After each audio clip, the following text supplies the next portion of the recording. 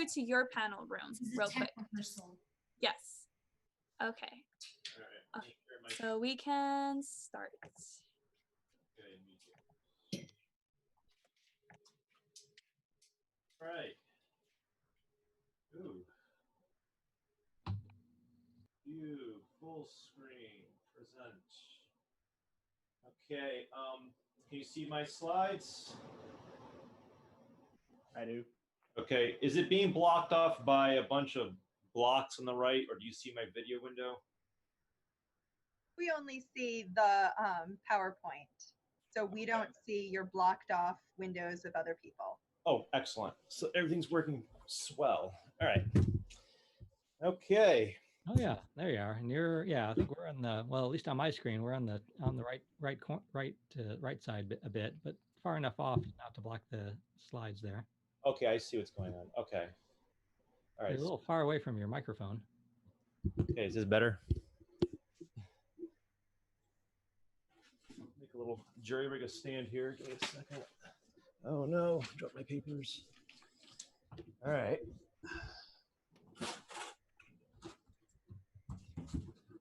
Yes, I don't have a good microphone stand, so I'm just using a box. Is this better? Sound good. Much better. Okay. All right. Hello, everyone. And my name is Andrew Wallen. I'm the project lead for this panel, and I'd like to thank everyone for joining us this evening. Our panel is entitled Etiquette and Posing Best Practices for the Cosplayer and the Photographer, for Cosplayers and Photographers. Yes, that's a mouthful, and it doesn't quite roll off the tongue. But we feel to talk that anyone who's entering to cosplay or cosplay photography should hear when they first begin, especially the subjects on etiquette. Hold on a sec. All right. Sorry, I just saw an alert that someone's trying to join. All right. So what was the motivation for this talk? Well, it's based on a true story of mine. When I first got into cosplay photography a few years ago, I attended a panel discussion. At the end of the panel, there was a Q&A session, and I asked one of the panelists the following question: do cosplayers appreciate photographers taking their picture, or do they feel that we're just a nuisance? Well, not only was I told that, yeah, our photographers are appreciated, but also more photographers are needed in general. And after that was followed with what followed with other panelists was discussion on the code of etiquette, which was unknown to me at the time, and how to engage with cosplayers for photographs and the reasoning behind those rules of etiquette. The exchange lasted for at least a good 10 minutes until the moderators cut off our microphones until the other people asked questions. But I feel this is a discussion that all newcomers should have, and this panel is my way of paying back the favor that those panelists gave me a few years ago. Okay, so what's our agenda? So first we'll talk about the photographer's etiquette towards cosplayers. We're going to talk about the rules and how to engage a cosplayer for photographs and the reasoning behind it, because there is a reasoning to the madness. And then in part two, we're going to reverse those roles, and then we'll talk about the cosplayers' etiquettes towards photographers. We have a bunch of photographers on the panel, so we have a few things we'd like to add to add to the discussion.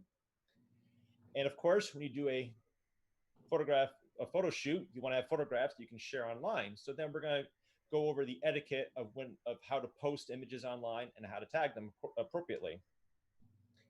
And since the second half of our title says posing best practices, I figure we should probably talk about that. So part 4, we're going to go over some basic tips on posing at a convention, just general suggestions so you can make sure your poses look great.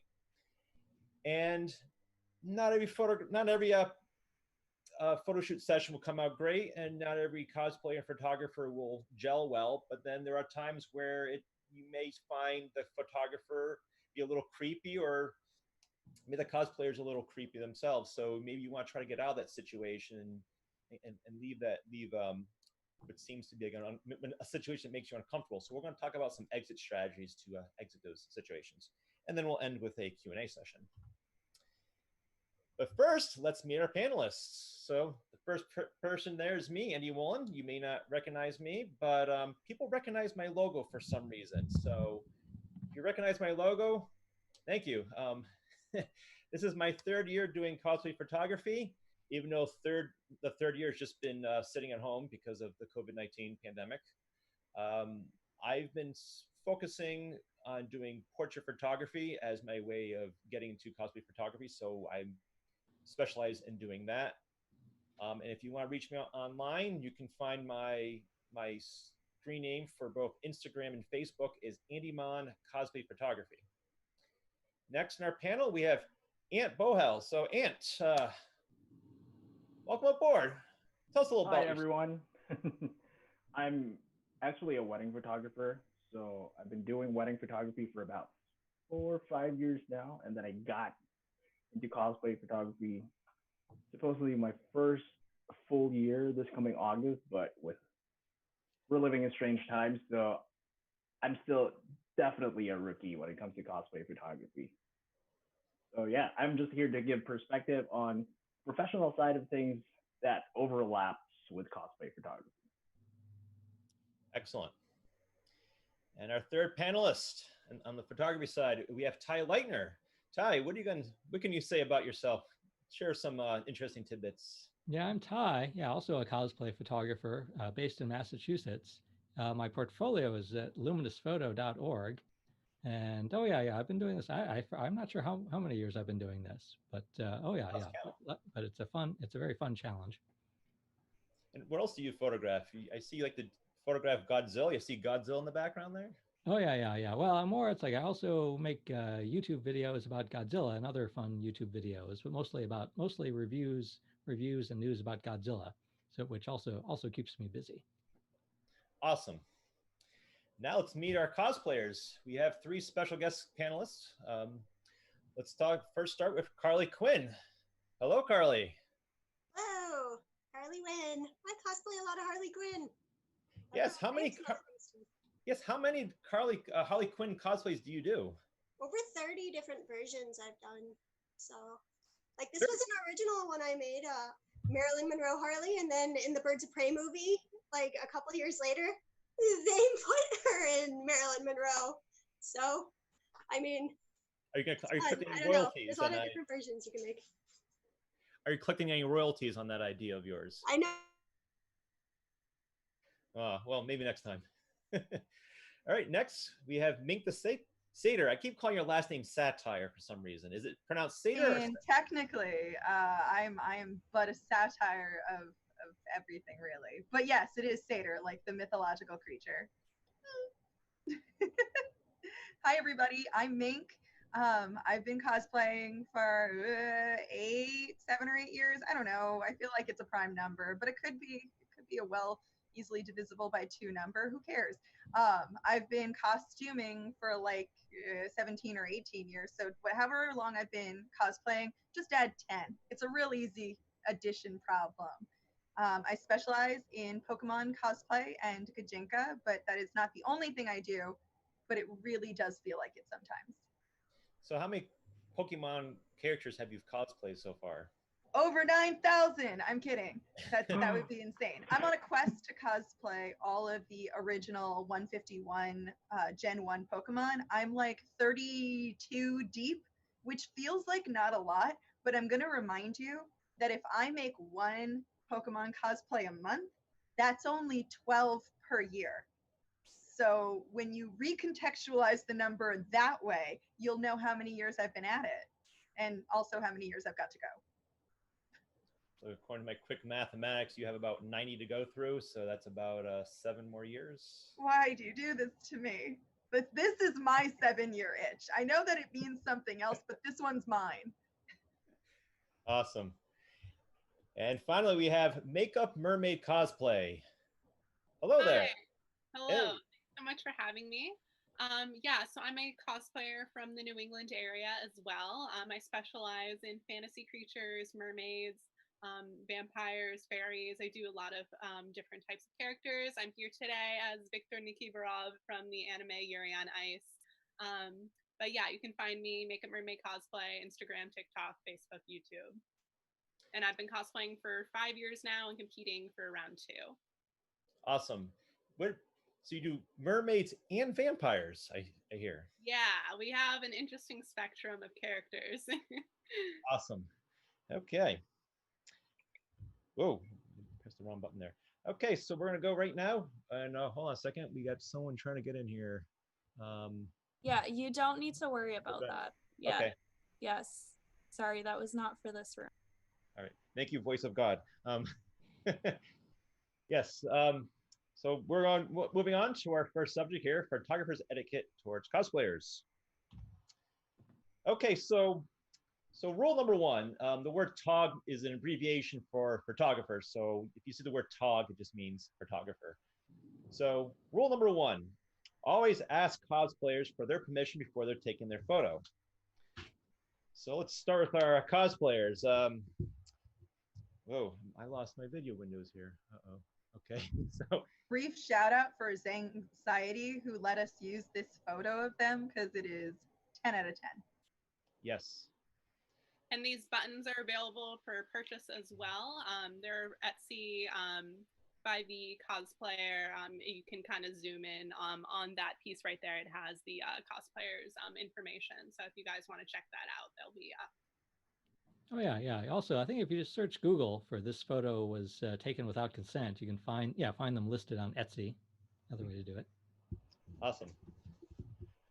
But that wasn't the answer. That was the question I was asking.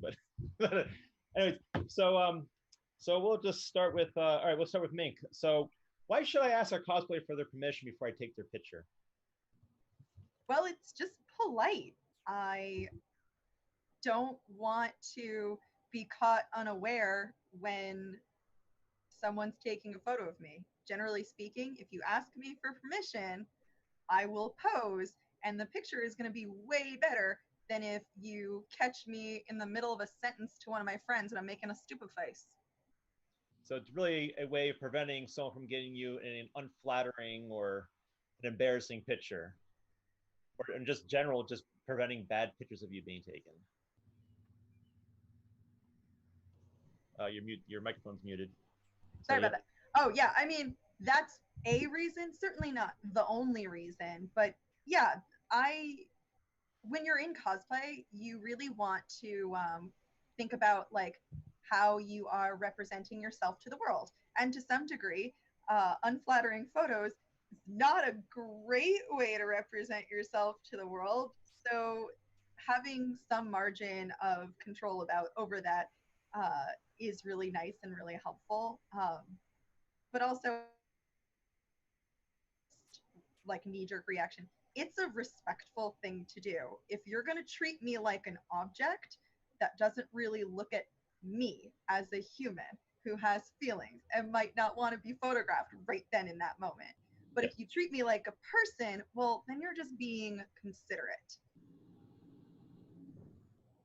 Now, in terms of safety, are there any safety reasons perhaps for asking someone to get your permission beforehand? Well, you don't know how old I am, and that could be a real problem, particularly for children. Photographing minors can get a little dicey, especially if it's someone in costume. So for your personal, as a photographer, for your personal safety, you don't want to get into any hot water photographing folks who really ought not be photographed in strange or compromising positions. But even from like a cosplayer's safety perspective, if I don't want someone to know, like, say at work, that I go to conventions, being photographed without my consent is like, oh, and now potentially people I work for will know what I do in my off hours. And hopefully it's not a problem. But if it is, that would be no bueno. Now, a question for the other panelists. Chime in if you know the answer to this. Is it illegal for me to take a picture of someone in public without their consent?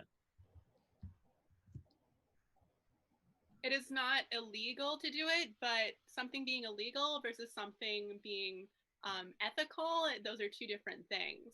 I believe, at least in Massachusetts, if it's public property, you're allowed to take pictures of people, but that doesn't mean they want you to take pictures of them, and nor does it mean that you should take pictures of them. So morally, it's definitely just good to ask people. But yeah, as long as it's not private property, you're allowed to take pictures of people. So that's where it comes into being a good person. and just making sure everybody's comfortable and happy getting pictures done. Exactly. Happy cosplayer leads to happy photographs. Unhappy cosplayer leads to unhappy photographs, and that's not the output you want. Unfortunately, at conventions, part of the convention agreement when you register to go is that you authorize in that private space permission for anyone at any time to take your photo and use their photo however they deem appropriate. So even though you might be at a convention, which in many cases is considered private property, legally you are able to be photographed in any context, which is a little bit woeful. But as Makeup Mermaid said, just because you can do it doesn't mean that's always what's morally or ethically the correct thing to do. Okay. And just a shout out again to our photograph provider here. Oh boy, how do I read this? Cosplay is Key not cosplays. Key Cosplays. Thank you. Yep. All right, moving on. Slide 2, or rule 2. Don't be offended if a cosplayer says no to you. Tyler, has that ever, Ty, sorry, has that ever happened to you? Have you ever asked a cosplayer for a photograph and they told you just to buzz off? Oh, sure. Yeah, people are, you know, people are, you know, doing different things at different times. Someone might be in a hurry, and or have, you know, have another reason. So yeah, it's good to try to read their body language and figure out their mood. Yeah, they might be busy. They might be taking a break. Might be busy. They might be taking a break. That they might be eating if they're sitting down. Yeah, if they're just like like if they're sitting and resting, it's probably not a good time to approach them. Are they rushing off? Are they rushing off somewhere? Are they talking to someone else? It's like you try to see. It's like, do they really have the full costume on? They might have taken part of the costume off, so you might that might not be a good time, and so forth. Is part of the costume broken? Is this sort of like a bad area? It's like, is this a busy area where a lot of people are like trying to move about? That might not be a good place. And also, someone might look shy. So there's lots of again, it's like, so again, there might be lots of situations where someone does not want their photo taken. It's good to sort of like try to try to read their mood, read their body language, read their situation before asking. And then still, if they ask and they say no, that's fine. You can just sort of like just politely thank them and move on. Yes, we gave a mouthful there, Tyler. That type, but thanks. So if just don't get offended by it. I mean, the odds are, yes, being rejected is hard, but just don't take it personally. And as Ty mentioned, we should do beforehand, before approaching a cosplayer, is to read their mood before asking them. And there are no, I'm busy signs, and yes, I'm free signs. So as Tyler mentioned, some of the busy signs are they eating? Are they sitting down? Carly Wynn, you had a nice little saying there. What was it? Button the floor means photos no more. Just comment on that. And I just want to emphasize too, the bathroom, like leave people alone in the bathroom, coming out of the bathroom, leave them alone. Yes, don't camp out of the bathroom. It's a little annoying. It's also just seems weird.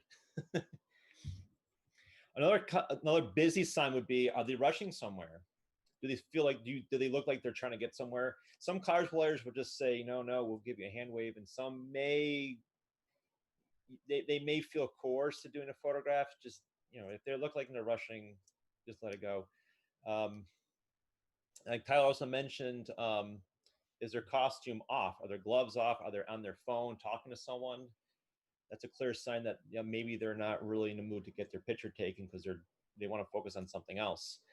Or if they're physically talking to someone else at that moment in time. So Makeup Mermaid cosplay, any other please leave me alone signs that you can think of? So I think definitely if they're kind of in the middle of something, if they're heading to like another panel, if they're avoiding eye contact with certain people. I've had plenty of times where it's like, I'd love to take photos with whoever is around, but I might be on my way to a panel or a competition or things like that. So I think definitely kind of people that seem like they're kind of more casually walking along, more relaxed. Those are more people you should approach versus people. There might be some sort of emergency going on. They might be late to something. They might have lost something. Yeah, just read people's kind of facial expressions and also just the mood of the room as well. Want to say hi to everyone, Leela? Yeah, I gotta go home though. All right, bye. Bye, guys. That's my sister. Well, I need my glasses, but it looks like the cosplayers are pretty cool. Yes. She says you look pretty cool, cosplayers. Thank you. Hooray! All right, I'm gonna just lock the door downstairs. Yep, I will do that. Thank you. Okay. Siblings can make good assistants too when Yes. you're going out on a on a photo shoot. Yeah, my sister was supposed to cosplay as Princess Daisy last year, but she got sick, so we didn't do that. And then this year's obviously a wash, so maybe in 2021 we'll do it. So, but okay, so we talked about no signs. How about yes signs? So Mink, we haven't heard from you in a while. So, what are some yes signs? And yes, I'm available. You can take my picture. Well, as an opposite to what Makeup Mermaid said, eye contact is a yes sign. I won't lie to you. There have been plenty of times where I've been in a group of folks who are taking photos, and sometimes if you're posing, it's hard to have someone come up to you while you're in the middle of posing and say, "Can I take your picture too?" But what I have had people do is lift up their camera, like not up to their face like they're taking a picture, but lift it up in the air or even gesture a camera with that inquisitive look, followed by me making eye contact and giving a nod or like a thumbs up. That kind of nonverbal exchange is very, very common when you're at a convention and there's just a crowd of photographers and you're a party of one, particularly if you don't have a handler. If you do have a handler, then your handler is usually like, yes, you can take your photo. And in that case, when it's time to stop taking photos, the cosplayer speaks to the handler and the handler speaks to the everybody. Oh yeah. Handler's like a middleman. If you have no handler, you're basically in control of the whole exchange. Oh yeah. And also just walking around a convention, sometimes a cosplayer will make eye contact with me. So that's which seems to be often a good indication that this might be a good time to ask to take their photo. Some conventions also have designated places for photo shoots. One convention I'm thinking of off the top of my head is Gen Con, a gaming convention in Indianapolis. They have a literal taped off area where if you, a cosplayer, want to get people to take your photo and have a safe environment to do so, you hop into the taped off area. When you're done and you don't want people to take your photo, you exit the You are present in the taped off area. You are authorizing that it is okay to take my photo, but as soon as you've left, now they have to approach you. So there are some conventions that are very mindful of cosplay and cosplay photography, and they promote, here's an area that we can have cosplayers and photographers meet up and have a safe space. Okay. So Ant, has any cosplayer at a convention, has a cosplayer ever approached you and asked for a photograph and for you to take their picture? And do you think that's okay? We're kind of reversing the roles here. Yeah, I've had, with the very little experience I've had cosplayers come up to me and ask me properly if I can take their pictures. And I think that the whole asking thing comes in both ways. You can't just. I've had a bad experience of someone coming up to me and asking for a photo, and I really like, hey, take my photo, and I'm eating. It's one of those things where like, sure, maybe, but I don't like. For me, it's always an approach.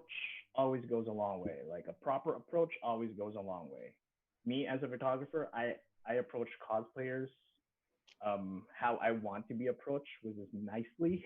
So for me, it's always a two-way street. So what you give is what you get. So that's just something I always try to keep in mind. So it's almost like the same kind of rules applies between, well, not really the same exact rules between cosplayers being asked by photographers and photographers being asked by cosplayers. Are the photographers busy? Are they in the middle of a photo shoot? Yeah.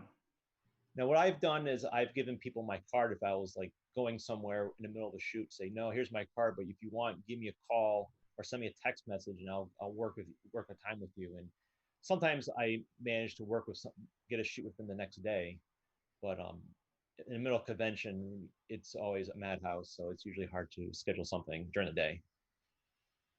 But I've had cosplayers come to me and say, hey, are you a photographer? I think I am. So yeah, I'll take your picture. And as long as I get their information and they're willing to do a shoot with me on the fly and take my instructions, I'm usually all game for that. So, okay. Yeah, one thing. Well, one asking, it's good to be sober. I've had some rather like in the evening in conventions, I've had some cosplayers approach me who seem to be on some sort of mind-altering substances, and that can be a bit much to deal with. Hey, Ty, can you take my picture? Yeah. Like I think that. something else to note as well is photographers are also kind of there and have their own schedules for different reasons. Yes. Some photographers are more open to just kind of categorizing and like getting kind of pictures and like the feel of the con and like just getting cool pictures of everyone. Some photographers are there for like specific shoots and they have a tight schedule. So yeah, you have to be careful going up to photographers, make sure that you're reading their body language as well. Are they busy?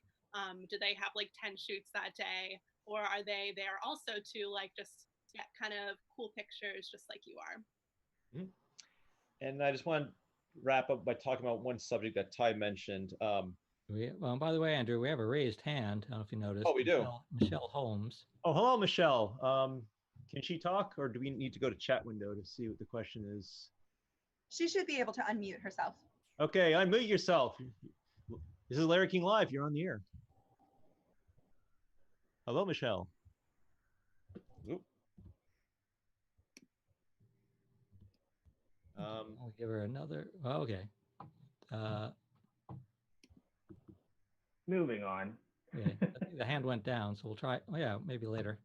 Okay, we'll get back to you later, Michelle. Sorry about that. Her name. That was Michelle, right? Yes. Yeah. We'll answer your questions. Just type them in the chat. We'll answer your questions after the panel, so we can keep on going. Yes. Okay.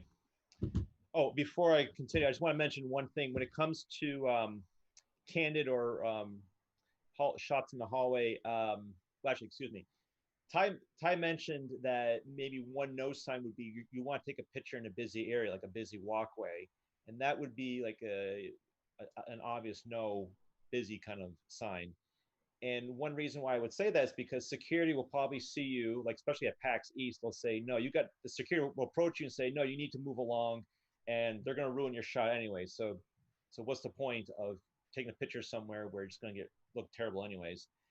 If you do approach a cosplayer and they do agree to take your picture, go somewhere where it's not a spot that's not, take a proper picture and get this shot you want.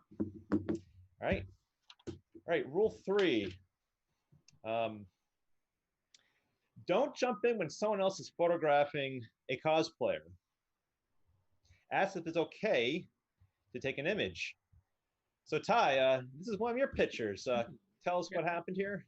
Yeah, the photo on the right is from New York Comic Con. So I asked this cosplayer if I could take her photo. And there was actually, between myself and the cosplayer, was someone sort of sitting nearby. And so he just kind of like got in between us and lifted his cell phone up. So that's not me or my cell phone. That's a third person who's just sort of intruding there. So it's so not a good thing. Yeah, not a good thing to do. Now, there would have been a cool picture if his cell phone actually happened to have her picture on his phone, and that might have been cool. But because his has a privacy filter, it kind of makes it, I don't know, just ruins the fun in that picture. But still, it is very annoying when someone does that. Another thing is that it can ruin the flow of your shoot. So if you and the cosplayer had some good communication going on, and you're trying to work you're trying to pose your cosplayer in a particular pose, you may have to go through a series of steps to get to that pose. If someone steps in right in the middle, you may ruin the whole sequence of events and may have to start from the beginning. It can also, I've seen this happen where I've had a cosplayer just look at the wrong camera while I'm trying to take their picture, which can ruin shots. Yes, you can edit them in Photoshop and post-production, but that's an annoying thing to do. It's a lot of extra work. You can avoid it, by all means, avoid it. Let's see. Yes. When that happens, when you're set up with a photographer, they've often like set their lighting in a very specific way. So if you come in and you have like a flash, and even though like they're taking a picture over here and you're over here, so you're not even in their frame, your flash is like interrupting their flash and it's messing up all the lighting and stuff. Exactly. Unless I've even had photographers who their camera flash on their camera happens to be set to the same channel that someone's external flash is set to, and that causes some really weird moments when like now these external flashes are going off and everybody's competing. It gets really chaotic. It's be kind of funny when you're just in a scene and all of a sudden like 50 flashes go off and everyone's just like, what's going on here? Now I'll ask everyone on the panel, are there any safety issues with someone just jumping in and taking a picture? Have anyone ever experienced someone jumping in that made them feel uncomfortable?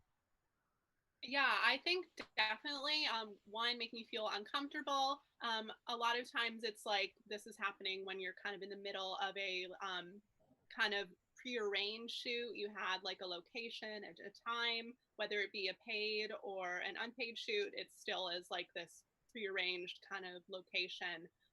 So it can make you feel uncomfortable when certain people are getting pictures that you only wanted to get for yourself. Two, it can kind of also make you feel and make the photographer feel like they're like, it's, you know, kind of their kind of setup and their idea of how they want the photo to look. So when someone else is coming in and taking a photo after they've been working all of this time posing the person, it's like this person is grabbing kind of intellectual property that like isn't theirs. Another thing is sometimes certain people will come in with phones and try and get angles that are really unsavory. They'll try and get certain cosplays in ways that are PG-13, R-rated, and that's not okay for the cosplayer. Also, if a cosplayer has some sort of prop that is moving, I have moving props sometimes. I do veiled poi and silk fans, and I've done like some other like chain props and stuff like that for characters. And I know some people use whips and things like that. If people are kind of jumping in and trying to get photos, and I'm always keeping an eye out, but you know, sometimes things happen. I've never hurt anyone, but like still, it's not safe to jump in without a cosplayer knowing what's going on and taking them by surprise. It can lead to some sort of accident. Or if a cosplayer is mid-move, sometimes you're trying to get a motion shot, they're kicking, they're swinging something, they're like twirling around. That can be dangerous for both the cosplayer and also the photographer who is not kind of invited onto the shoot. Mm-hmm. So it's a benefit for safety of both the photographer and the cosplayer. And I believe one point I want to make earlier is that the reason why you want to ask permission to take a cosplayer's photo is so the cosplayer know who's hovering around them, so they know that, yeah, this person's taking my picture, not some guy who might be trying to get into my backpack. And that also goes with photographers as well, because if someone wants, if someone just asks to take a picture of a shoot that you're working on, you want to be able to know who's walking around your camera gear, because you may have an external flash and you want someone just walking off with that. And those can cost a few $100, so that's obviously it's a situation you want to be in. All right.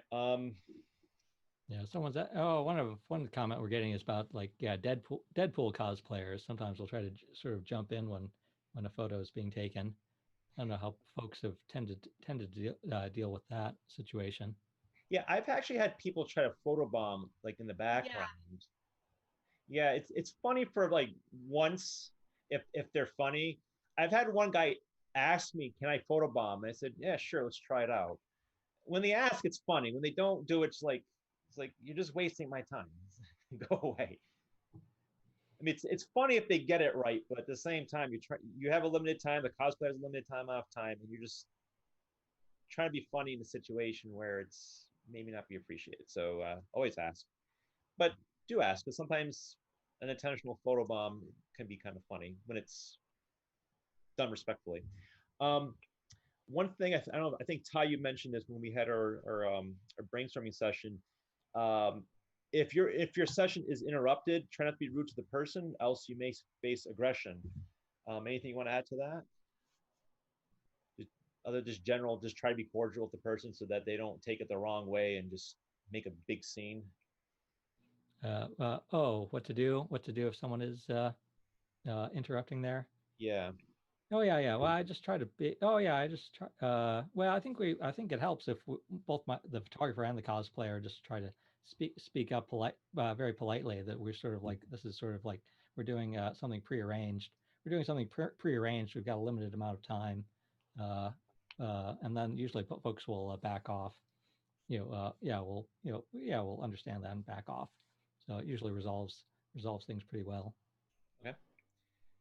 Now we've talked about many things that might scare people about approaching cosplayers for taking their photographs. So I want to pick on Ant, but Ant, you're new to the cosplay scene. So what have you been doing to, besides just approaching cosplayers, have you found any other methods that are useful to approach cosplayers to get their photograph? Or to other ways of approaching cosplayers for photo sessions?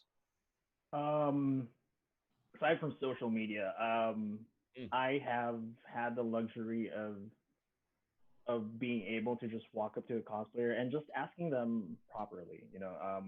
If someone's taking a picture of them, like what Mink said earlier, I kind of just wave my camera and be like, "Hey, are you up for another photo?" If not, cool. If they are, then cool. Because also one of the things that I don't like is when I'm doing a paid shoot and someone jumps in, it eats up the time.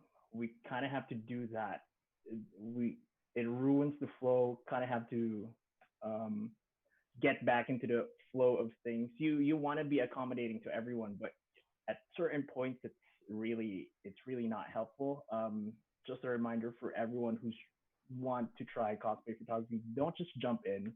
Sometimes I have a flash that's right. It fires off with the same frequency. It catches the sensor from somebody else's flash. It's really not helpful.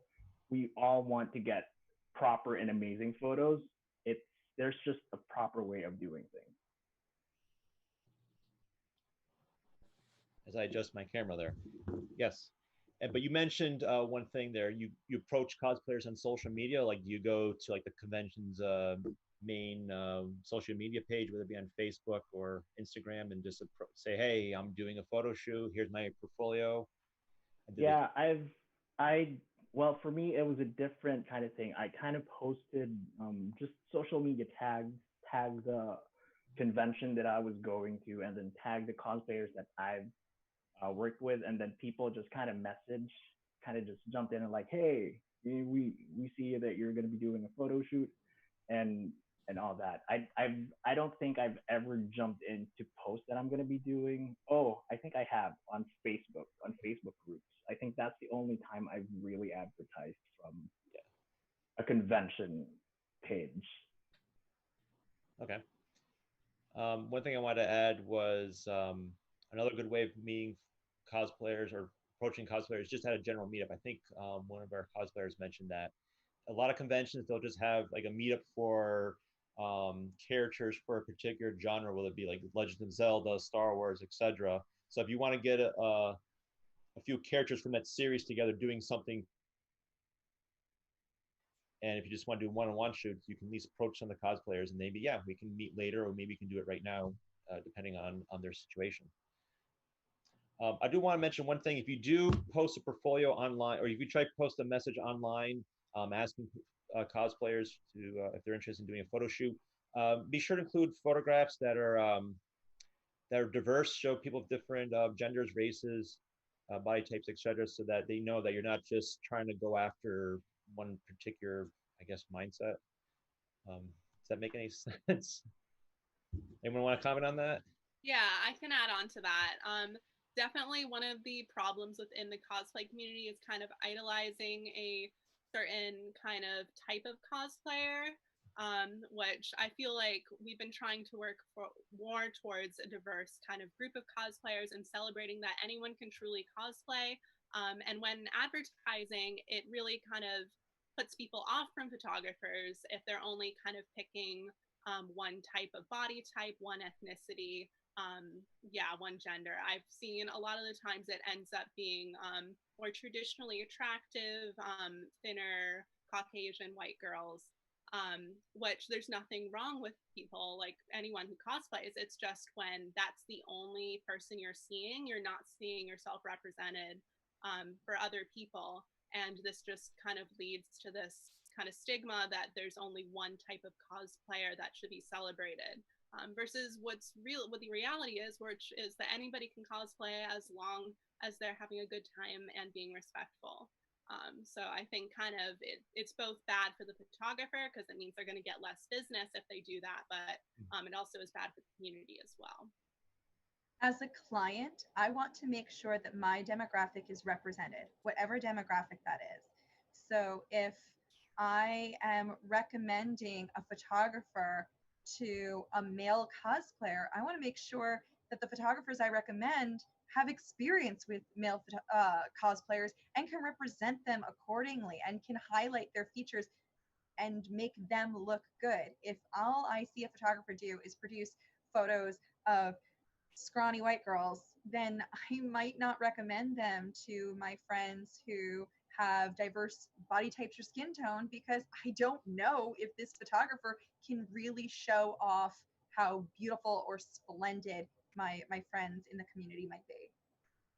Great points. I think you need to be mindful too when you're at a con. People are there with their friends and they might be in a group together, and maybe you're just interested in one character. But they're there with their friends. They're not there to. It's like going up to just the singer of the band and excluding all the other band members. Like, if you're going up to like a group of people, you really need to get everyone in.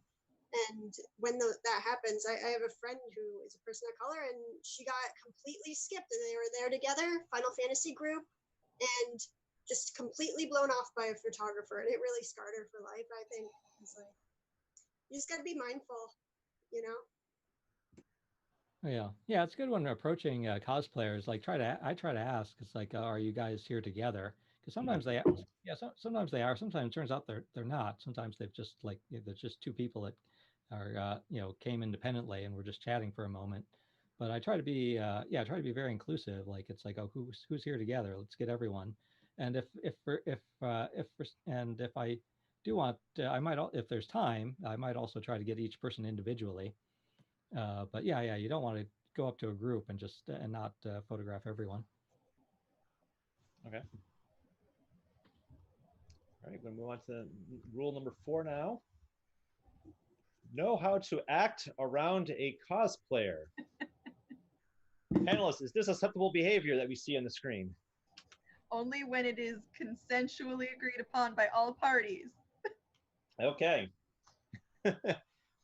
So there are many types of sub rules for this. We could have easily broken this rule up to many, like a rule 5, 6, 7, 8, 9, 10, but we're just going to make it just one giant rule here. But I guess the first sub rule is ask if it's okay to touch beforehand. And reasons for that is there are reasons why a photographer may need to touch a cosplayer. One is to maybe there's a strand of hair that they see on their cosplay is just out of line, so they want to fix it up. Or maybe there's something wrong with their cosplay and just grab it and just fix it for them. But that may not be a good thing there. And I know, Ty, we've talked about this. So why can't I just someone I just met say, hey, I want to do a photo shoot? Sure, yeah, let me just fix his hair. What's wrong with just fixing their hair for them without really asking them? Yeah, I would make this even stronger. I think ideally you want to avoid touching a cosplayer completely. So what to do instead? But again, it's like you want them to look their best, where their hair is in place and the costume is in place. So it's great if they have a friend there. So then if something is out of place, you can sort of like point it out to their friend, and then see if the cosplayer and their friend are willing to have the friend straighten the hair. But yeah, it's like you don't want to touching anyone. And then yeah, the costume too. You don't want to you don't want to touch the costume. It might be the costume might be fragile, for example, and or also the props. They might have fragile props. So I tried it. I think it's I've bought one now. I've got like a little hand mirror. I've used it on some photo shoots where I can even because sometimes it's hard if I. But yeah, some people, yeah, and there are some people where it's like, yeah, if there is one hair out of place and it's actually someone I've known from over a period of time, then yeah, then it's like, yeah, then if they say it's okay, I might move their hair out of the way. But oh yeah, uh, Yeah, one thing I want to mention is if you even the natural reaction for someone is if you try to like move their hair, they may just flinch, and that may lead to like an unsettling situation. Well, it speaks to people's personal boundaries, and my personal boundary may change like a sliding scale from day to day. The reality is, you don't know what I am personally comfortable with, and you won't know unless you ask me. If you say there is a hair out of place, would you like to move it, or would you like me to move it for you? You are now giving the cosplayer agency an option. And when you give the cosplayer agency an option, they can select and feel comfortable. If they are not comfortable with you approaching them and touching their costume, then they can say, I've got it, I'll take care of it. But if they are comfortable with you, they might say, you know what, go for it. You can move that hair out of place. But there are some aspects that I wouldn't want another person touching me. For example, if my shirt is riding up or down in a weird way, I don't want anyone near up here or near my butt touching me or my clothing, particularly tight fitting clothing, because that makes me personally uncomfortable. That's my bubble that you're impinging upon. So again, there are these things that if you feel you need to adjust something as an artist, you still need to treat the cosplayer as a human who has boundaries. yeah, and if there isn't a friend around to help, what I've sometimes done, if there isn't a friend around to help, or I don't have a mirror, sometimes I'll actually take a close-up photo of like what I think is like, something like a hair out of place, or I'm not even sure. Sometimes like the hair seems a bit off to me, and I don't know if that's intent. Sometimes it might be intentional because it's matching some the character they're portraying. So sometimes I'll photograph it and then show them on my camera. It's like I'm talking about these hairs here. Should those be sticking out or not? Now, well, I'll ask the other cosplayers: is it possible that a hair that a photographer may think is out of line is actually part of the cosplay? Is that actually possible? Yeah, I would say definitely so, especially with a lot of anime characters. They have very specific hairstyles that might not be conventionally what is perceived as a normal hairstyle. So there are plenty of anime style wigs where you're supposed to have like small little spikes or tufts of hair on your head or kind of working off in other directions. So by moving that piece of hair, you're actually taking away all of the work the cosplayer put into doing that. I also have an interesting story about, a photographer fixing my hair without my consent. I was in a very heavily styled princess wig, which, and as any other cosplayers might know, or princess performers, those take a lot of time and money to style. And I had a photographer come up without asking and just starts pulling apart all of the curls. Oh my! And one, it was like, that's in my like personal space. I didn't feel comfortable. It's my first time working with them. And two, it was just like complete disregard for like all of the time that I would like had put into this cosplay and wig. I just felt like it's kind of like a violating thing. So I'd say like definitely like there are certain styles to characters that definitely just shouldn't be messed with, and just ask, always ask, and ask each at each step. And this applies to both photographers, or if a photographer is posing two characters together, make sure that consent is being withheld from both upheld from both sides, kind of part of the photo shoot. When you say enthusiastic, you mean that they both are saying they consent to doing a shoot together? Continuously, yeah, continually. Okay. And it's good to check in too, because sometimes the cosplayer really would prefer to know, oh gosh, my hair is in my wet face. Like, golly, I want to get that out of my face. Or a lot of the time for me, it's we're trying to get a shot of a hammer or some kind of weapon, and they'll say, oh, can I help you position that better? Because they can physically just take it and kind of glide it into the spot rather than me trying to figure out where in this 3D environment on the XY Z are they trying to have me point the tip of my hammer. So, like, definitely don't feel afraid to check in and ask, but do ask. But please, don't be afraid of doing that too. And as Yeah, a reminder, a yes today is not necessarily a yes tomorrow. So continuously ask. Yeah. It will never get tiring. It will never get boring. There have been plenty of times as well, though, where I wish a photographer would have said something. But again, putting the power within my hands to say which option I wanted. But there have been plenty of times where I'm like, oh no, that hair is out of place. And now, like, it's out of place in all those photos, or like my shirt is untucked in all those photos. So yeah, just asking is just always the right option to make sure that the cosplayer is happy and the photographer is happy. Now, Ant, do you have any examples of you Uh, having to fix a cosplay during a photo shoot? Well, for me, during a photo shoot, what I try to do is like what Ty said earlier, just to reiterate, as much as I can, I don't necessarily want to like grab on and ask right away if I can touch them, especially with posing. I think with media, people kind of see that, oh, they touch their models so they can do certain poses. It's not really a proper way. It's better if you try to mirror them so they can see what they want to do instead of touching them, because sometimes their cosplay, they work so hard for that, and then you touch it and then something comes off and then it kind of ruins your whole shoot. So yeah, I'll try to keep it short as I can see the time. Yeah. So I'm that curious how for me is Ant, an example. well, Yep. I'm curious how Ant deals with brides too, because again, there is a situation where it's like again, the person being photographed cannot see themselves, and they want to look their best. So yeah, Yeah. I agree that photographer should speak up, should sort of like look at them, and try to see. It's like does everything look as good as it could, and Hmm. oh yeah, Yeah, but because I suppose brides in I don't particular, even you're going touch to the speak up. brides. What's that? I don't even touch my brides. I try to let them see how to pose, just because even though my brides are comfortable with me, it's still weird to kind of touch someone and move them along. They're not a toy. Every I think that's one of the things that we need to remember, that cosplayers, they're human. They have feelings. We can't just move them around as to our will just because we want to get a certain shot. So I think that's really something that we need to try to remember.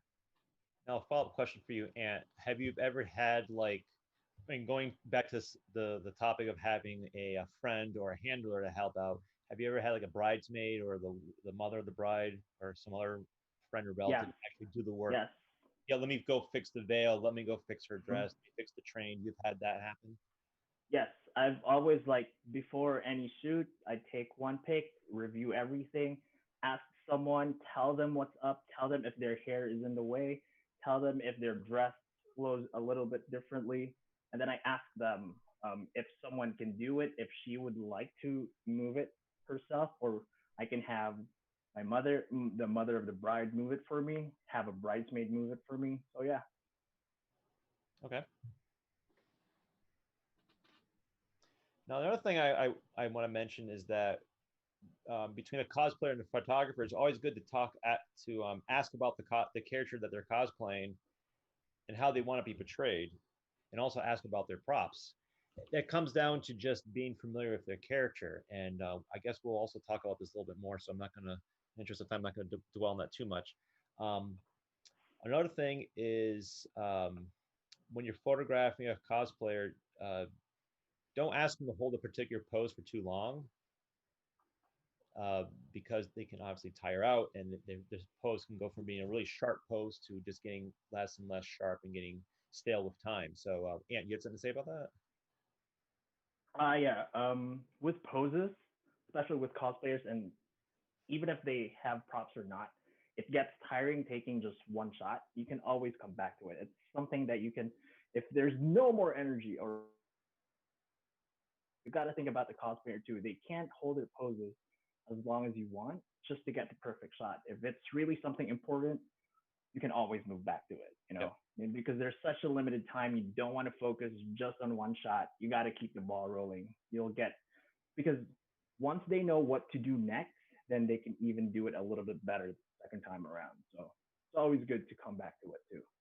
And that leads to my next topic, or next subtopic here: be respectful of their time. So not just only showing up on time, but also letting them know if you're running late. Now, I'll ask the panel here: have you ever had a cosplayer or a photographer just like arrive late or just kind of ghost you on a photo shoot? I think we can ask Carly, since Carly has one of the I think a long run with with cosplay photography, with being a cosplayer. I've had other cosplayers ghost. Like it was we were gonna do a group shot, and one of the people ghosted, and we're like, what? We're doing sirens. We need 3. Poison Ivy, Harley, Catwoman. What the heck? We had Harley and Catwoman, Ivy. So the photographer was just like, well, that was, you know, I waited my time. That was my time, and you know, so I mean, it happens, and then what do? You this, you know, like it was disrespectful to all of our times in those cases. Yeah. Like, so, everybody got all dressed up and like nowhere to go. It's sad. It's an unfortunate situation because everyone put a lot of time and effort, made the effort to show up on time to do a photo shoot, and next thing you know, it gets your plans get ruined because someone couldn't commit to the shoot. Now, is there like a time frame when you would say, all right, after so many minutes, it's over, you're not showing up? Is like a 15-minute rule, perhaps? I've seen some people get a little flexible with 15 minutes. The longest I've ever waited was a half hour before I was like, all right, well, now I've got to wrap things up, because even if a photographer does get to a location, even if you've set aside 1 hour to shoot together, which is aggressively long at a convention, typically you'll see more closely to like 30 minutes for a shoot at a convention just because time is crazy. At that point, then the photographer has a limited time to get set up, get you posed. And by the time that has all elapsed, you're really only looking then at like 10 minutes of posing and shooting. And how good are your shots really going to be if the photographer is feeling flustered and you're feeling aggravated? So in those cases, it's just shooting a text message like, hey, I don't know where you are. I'm sorry we missed each other. We're going to have to reschedule because it's now way too late. Yes. I had a follow-up question. I forgot what it was. How'd you get to be so pretty? Aw, thanks. We'll go with that. Too much sugar when I was a baby. Oh, there's your secret. The secret's out. And the last thing is don't damage the environment while you're shooting. I've seen, I think Ty and I both have seen this, where people would just break branches and maybe use that branch as part of the cosplay or whatever, just cause not real mischief, but it's just disrespect to the environment. And to me, that just leaves a bad impression on both parties. Not only to the photographer looks bad, but also can look bad on the cosplayer. And I'm pretty sure you don't want to have someone put that bad image on your reputations. So have any of you seen that, experienced that? Someone's like, oh, sure, let me just break this branch. It's in our way, instead of just having a friend or whatever holding it. Have you ever had that? A lot of places don't want you climbing on things. You know, it'll look good to like climb up on an arcade machine or something, and like, but it depends. Like there was a con where they got really mad at all the cosplayers and convention, all the cosplayers photographers recently, where the cosplayers were climbing up on things. And then another thing I can think of is graveyards. Do not use like people's gravestones. Is like, oh golly, you can think about it, but people have done it. So. RIP stands for rest in peace. Do not jump off their headstones, please. Thank you. And that's Carly Quinn, who has photographs of her sitting on people's cars on their hoods, by the way. So, and I'm sure you had the permission of the. Because I was asked. Yes. Oh, you were asked. So that it was their car said yes, please. Yeah, always ask. It might seem a little absurd, but it will make both the photographer and the cosplayer and the person who owns kind of the area feel just a lot more safe and secure, and will lead to more comfortable photos because you won't feel like you're doing something wrong. For instance, I did a photo shoot in a Best Buy of all places. I was my own kind of character Tide Pod Chan. So I was like, it was near to the con, and they had washing machines. So I know which one you're talking about. To get photos. So I go, and I'm just like, I just want to double check. Like I was like, some of the employees were walking around, is this okay? And not only was it okay, but they wanted to get pictures like for themselves and with like the Best Buy camera equipment or something like that. So I've had times where that also happened again when I was doing a photo shoot on a boat. I was doing like a mermaid and an aerial photo shoot. And the sailors on the boat who were visiting, they wanted pictures all together. So it can make it a lot more fun and just feel less stressful if you just ask. So yeah, usually asking is the right way to do it.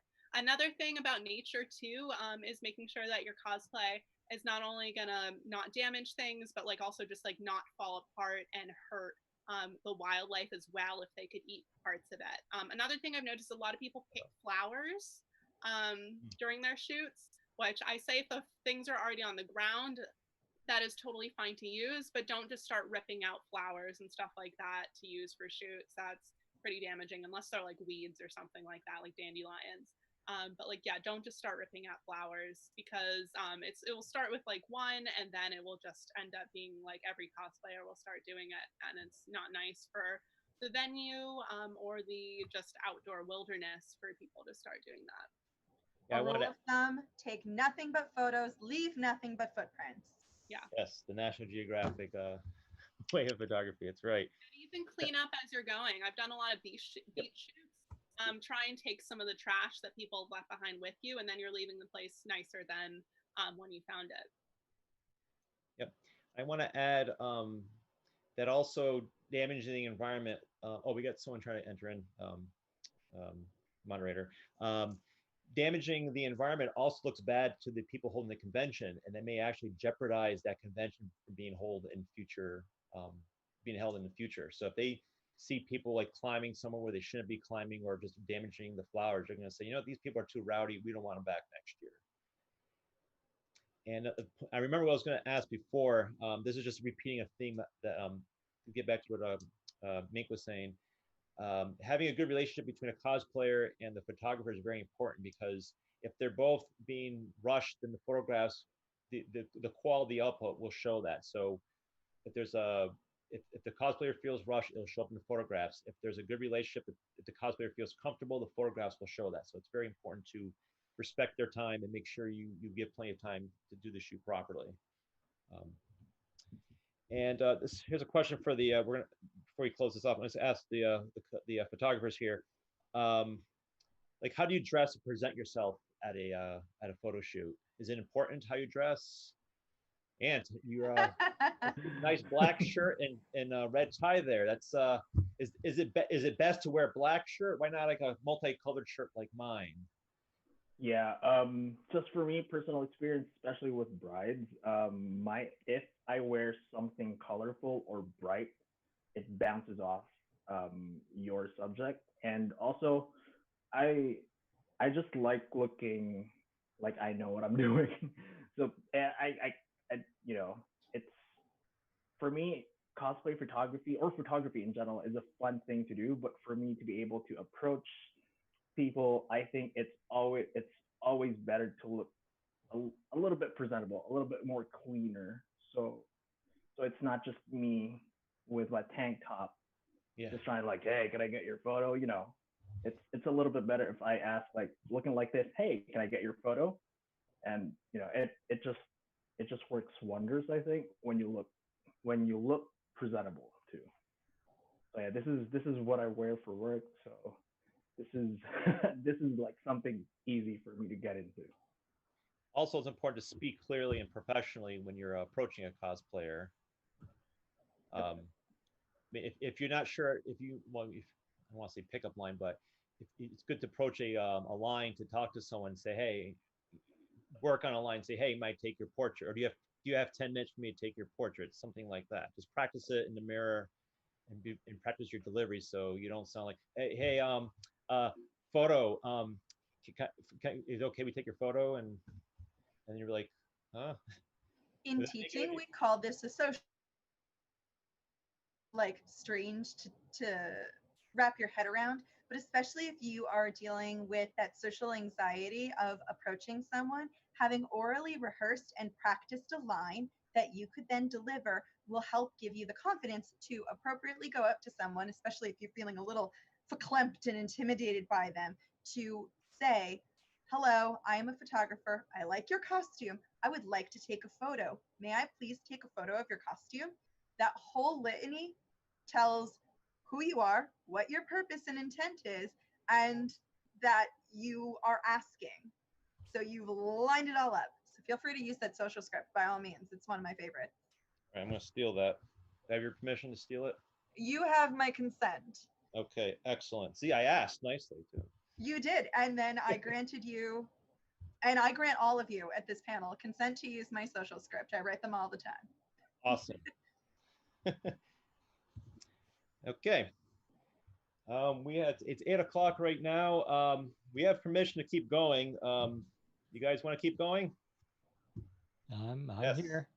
All right. Rule 5. I just want to make sure people haven't disappeared on us.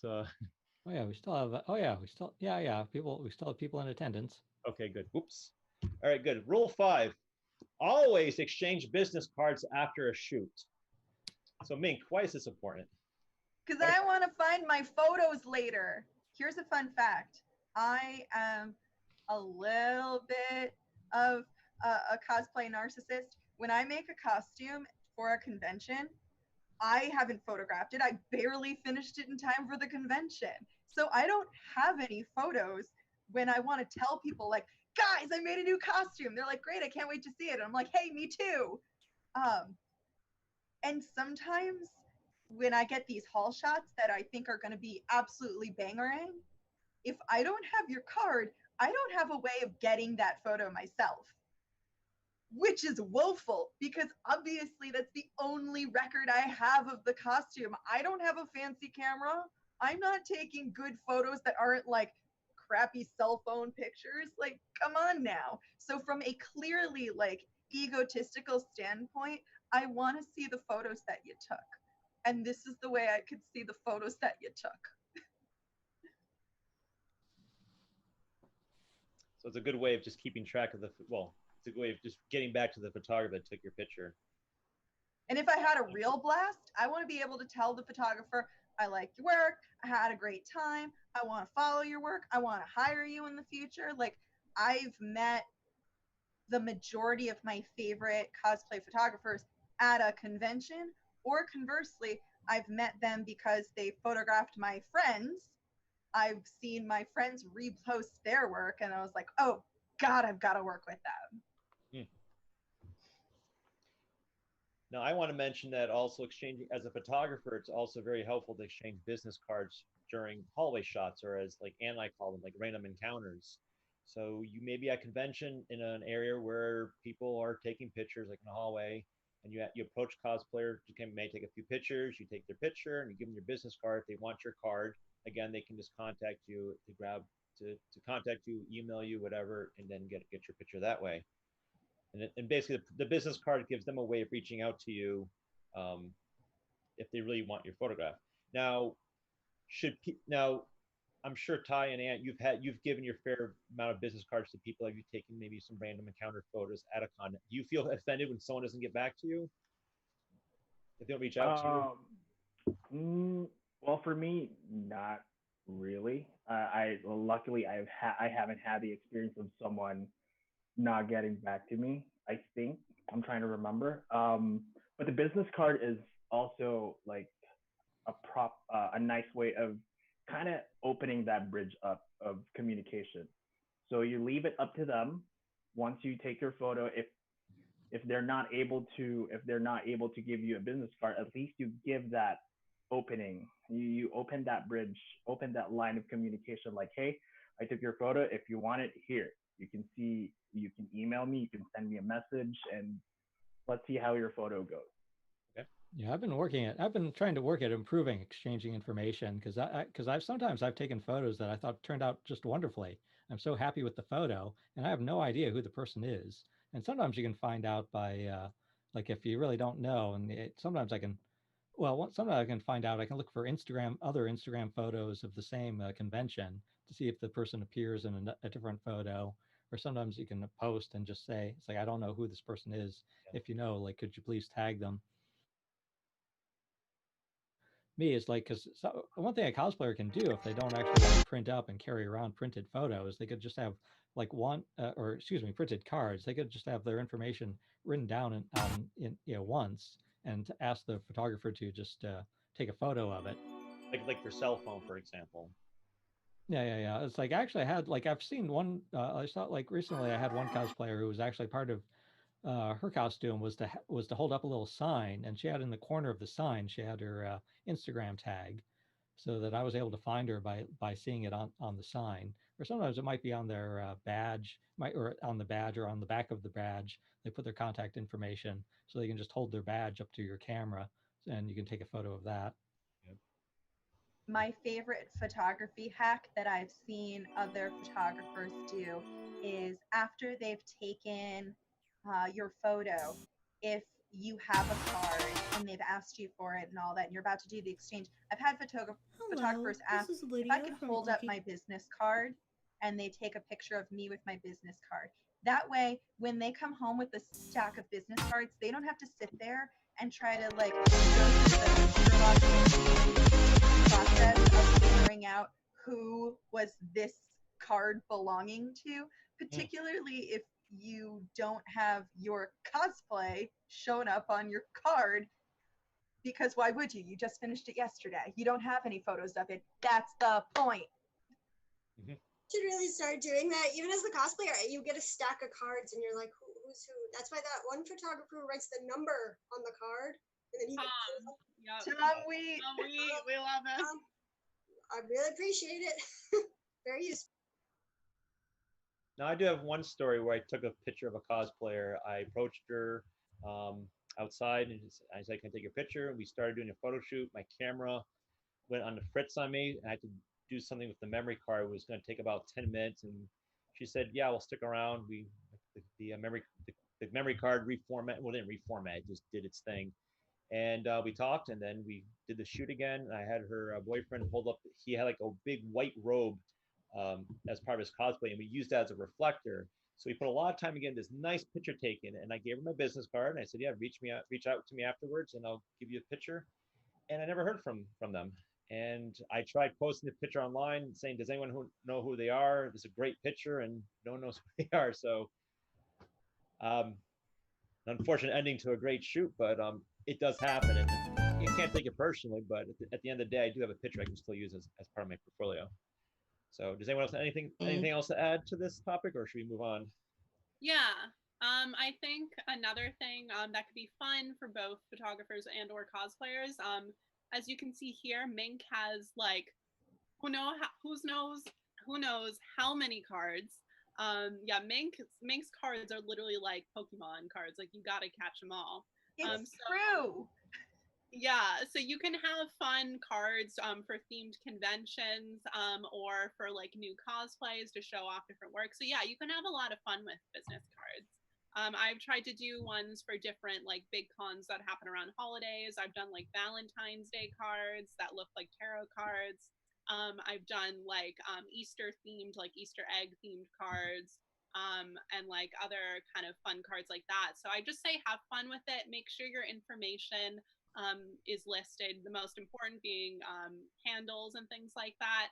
But another thing I found that is useful is if the photographer or the cosplayer doesn't have a card on them, If they have their social media, that, following can get lost. You can forget who kind of took which photos. If you take a screenshot, and then kind of have all the screenshots together, you remember like, oh, I got this at this time, I was in this costume, or even do a little text over it or something on your phone or something, being like, I worked with this person. So yeah, have fun with your business cards and just, try and stay organized, because there's been plenty of times that I've been in a new costume or I've done a really amazing shoot and I've been like so looking forward to those photos, and then it's like months and months after and I can never find the person again.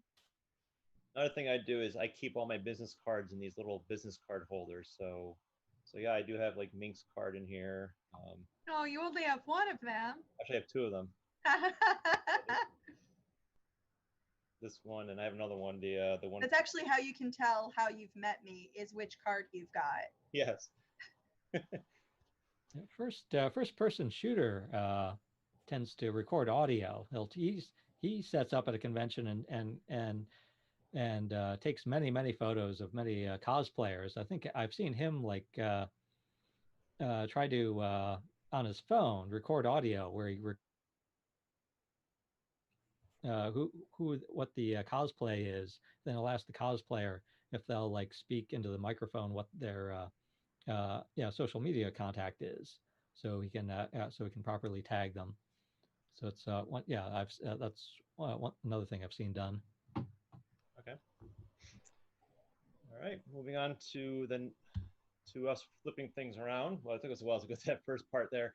Cosplayers' etiquette towards photographers. How should cosplayers act around photographers?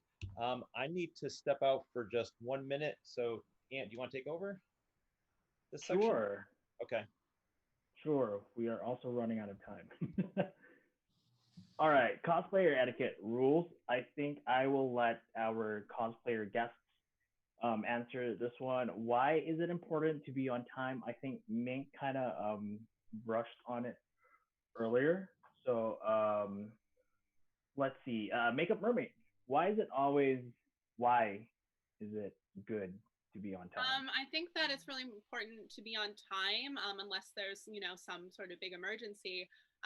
Because one, the photographer might have a specific location with a specific lighting that if you miss it, like certain times, like golden hour, especially, if you miss the lighting in that time, you're done. It's already dark. You're not going to get that photo. You're not going to be in that cosplay in that place again. It's just gone.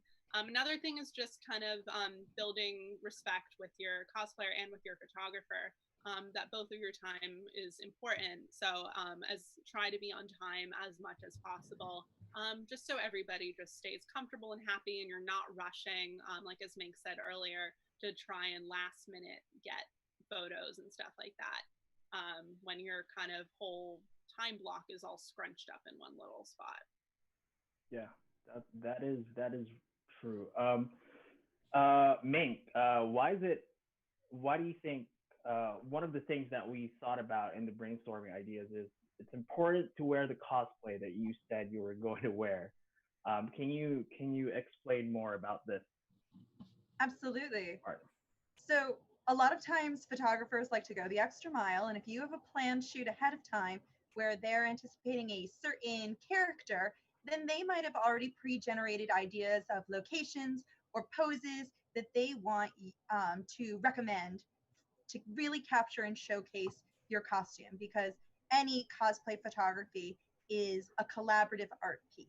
And so a photographer may have already done some homework to help showcase your work in its most brilliant light. If you show up wearing something that you said you didn't say you were going to wear, or even if you show up bringing additional people that you didn't say you were going to bring, that's going to throw the photographer off. It's literally going to make that photographer have to throw away all that hard pre-prep work they did.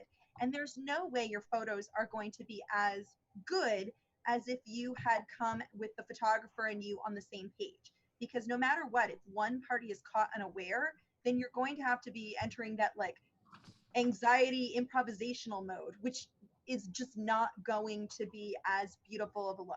If everyone's on the same page, then your collaborative art piece is going to be that much stronger.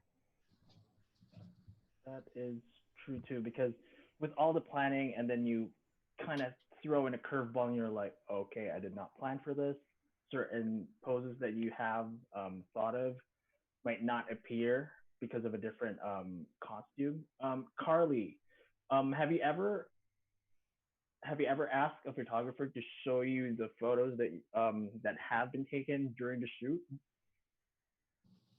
I can see why you would want to, but I don't necessarily ever need to because the photographers are usually like, "Oh man, look at this," and then I'm like, "Oh, it looks really good. Let's do it more." But I think it's a good idea.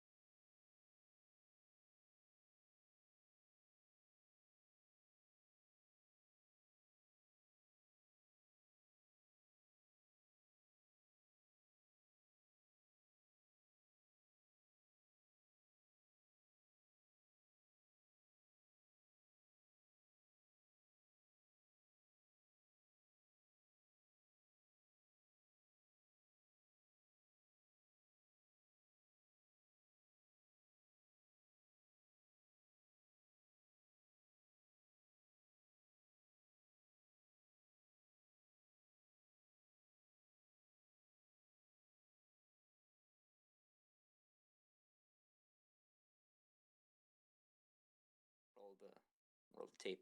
Okay, so round one. Is that a Sue? It's Kirito from Sword Art Online. I don't really need to even talk about this guy. I'm gonna give you like 10 seconds to answer in the comment section Alright, below. yeah. Remember to like, comment, and subscribe. Remember to favorite and add this to your Retweet, favorite, like. Remember to add this to your DeviantArt favorites. Remember to add this to your cool videos playlist. And die. Remember to show this to all your friends, and they're gonna like it. Yeah. Share this on Steam. Just put it on Steam. Okay, I haven't seen any real answers. No, Well- everybody's just saying yes, which is right because it's yes. Next slide. Playlist and die. Wait, Next what? slide. Oh yeah, yes, it's a Mary Sue. Kirito is a Mary Sue. That's like That's like the prime example of a Mary This is Sue. literally the best example I could think of, like off the top of my head, which I just. Oh yeah, for sure. Oh, okay. Next, round two. Is that a Sue? Rey Skywalker. Yeah. Comment section below. Remember to like, So comment, and subscribe. let's hear what you guys think. Is Rey from Star Wars a Mary Sue? Well, let's hear it. What do you? You may the answer may surprise you. Yeah. So no, to my knowledge, she has some good character development and has some flaws. No, Rey has flaws. Fuck. There's just fuck. Summer with Sai says my guess is yes. Wait, I thought you were just saying that, but yeah, she just actually. It's my guess is yes and fuck. Oh yeah, Summer with Sai also says fuck.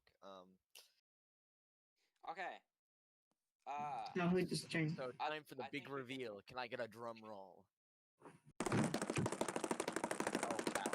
Jesus Christ!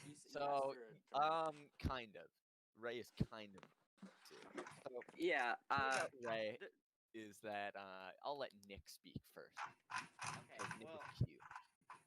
Yeah.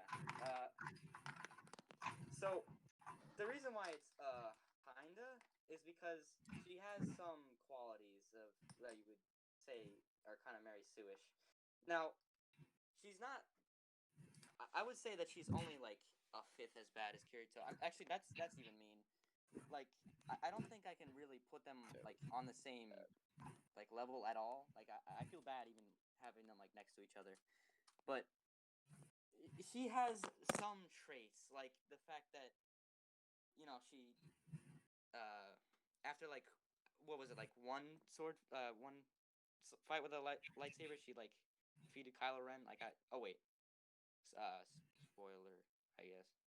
Sorry. Who Anyway, cares? so there are some traits I feel like that she has, but she does have flaws, I guess. So it's like kinda, but like not completely. So I feel like most of her flaws are unintentional anyway. Because nevertheless, she has flaws. There are flaws there. She's like not perfect. So yeah. All right, next, let's go.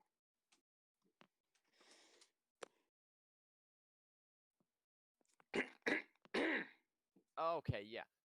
So is that a Sue round 3? Put your answers in the subreddit below. Guys, remember to give us all of the Reddit gold because my family is Thanks poor. for the gold, stranger. Edit, thanks for the freaking gold, stranger.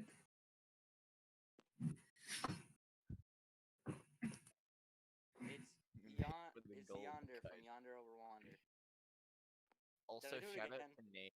Nate is epic. I just wanted to say that. Wait, is his name Wander or Yonder? His name is Wander. Damn it, I got it wrong.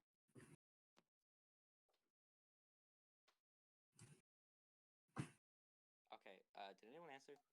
So, yeah, all the answers are people just saying that they don't know who that is.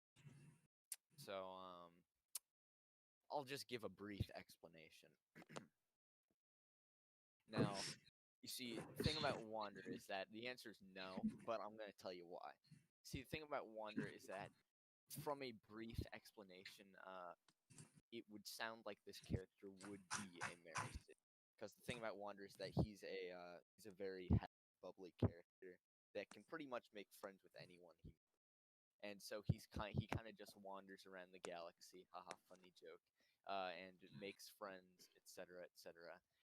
But the reason that this character is not a Mary Sue is because this character's, since this character is portrayed as being like, a perfect being of happiness and friendliness, this is the main cause of the conflict of the show. See, since this character is very positive and happy and like pretty much everyone he meets, this gets him in a lot of trouble. And for instance, the main villain of the series despises him greatly for how much everyone loves him. And so that kind of motivates him to, absolutely ass blast him, destroy him, grind him to dust, make him smaller than my bank account. Just generally annihilate this little orange guy.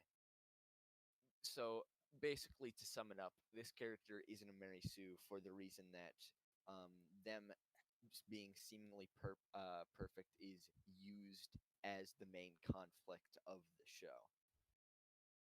And even then, them being super happy and bubbly and always wanting to make friends also ends up being their downfall in a lot of cases.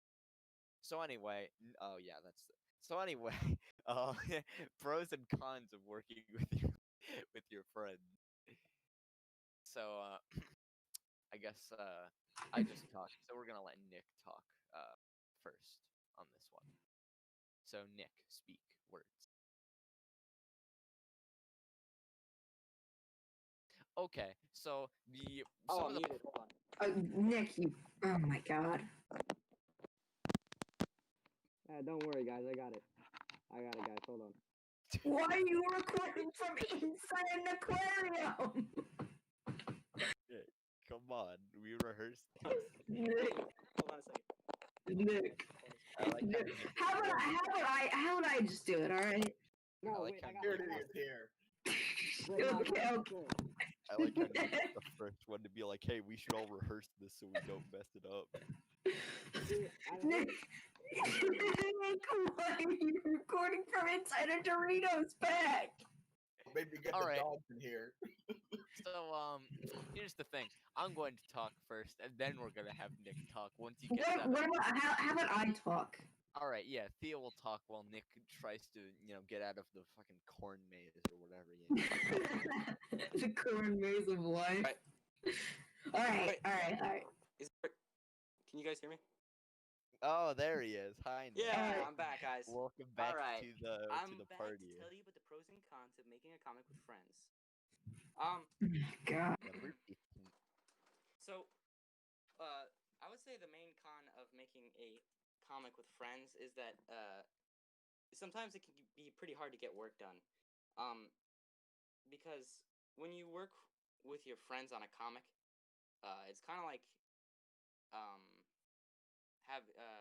having friends that you want to become roommates with, because the traits that you associate with them being really good, like my good friend Cess here, or Sully actually, is really funny. But whenever Theo and I are trying to work, his constant hilarity can sometimes get in the way of us actually working, and sometimes we won't get anything done because he was a funny guy. Yeah, poggers. Wait, where did Theo go? Anyway, I'm right here. Wait, okay. Wait, really? Poggers. Oh yeah, yeah, Monday.com. Oh God. Okay. Don't get me started on Monday.com. Don't get us started about fucking Monday.com. Should I tell the Monday.com story? No. I get to tell him. I was the one affected by it. I was no. I'm telling them the Monday.com story. All right. Fine. We only have like 24 minutes. Okay. It doesn't matter. So basically, we decided to get our stuff together by using Monday.com, which is a place where you can organize all the stuff you're going to do. But this fucking smooth brain called Sully decided to sign up with my email. Okay, no, look. no, look. I can explain. No, I can explain. Signed up to Monday.com with my email, so I was getting emails from my account and his account, and he couldn't sign in. Okay, no, hear me out. I can explain. It asked me for the email I wanted to use in the invite, and I wasn't sure what that meant. So I put in Theo's email because I assumed that was going to invite Theo. Instead, that ended up signing my account up under Theo's username. So yeah, Rin sums it up with moral of the story: use Google Sheets. Don't. Okay, let's continue with the thing we're doing, the panel. All right.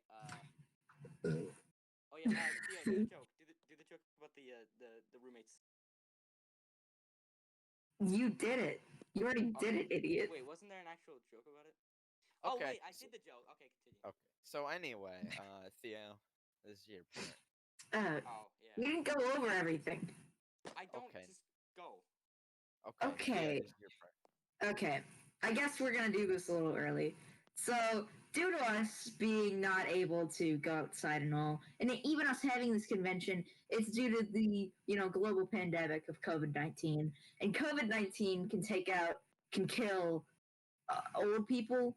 And one of those people who have been killed by the virus has been Rick May, a voice actor who's done many works, such as a lot of the characters in Star Fox, like Peppy Hare. He said that do the barrel roll. He said that.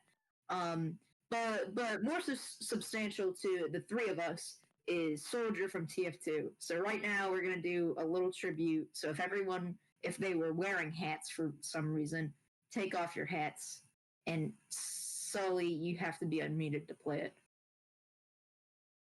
Yeah, if we could just have a yeah, moment sorry, of silence poggers. while we play this. Poggers.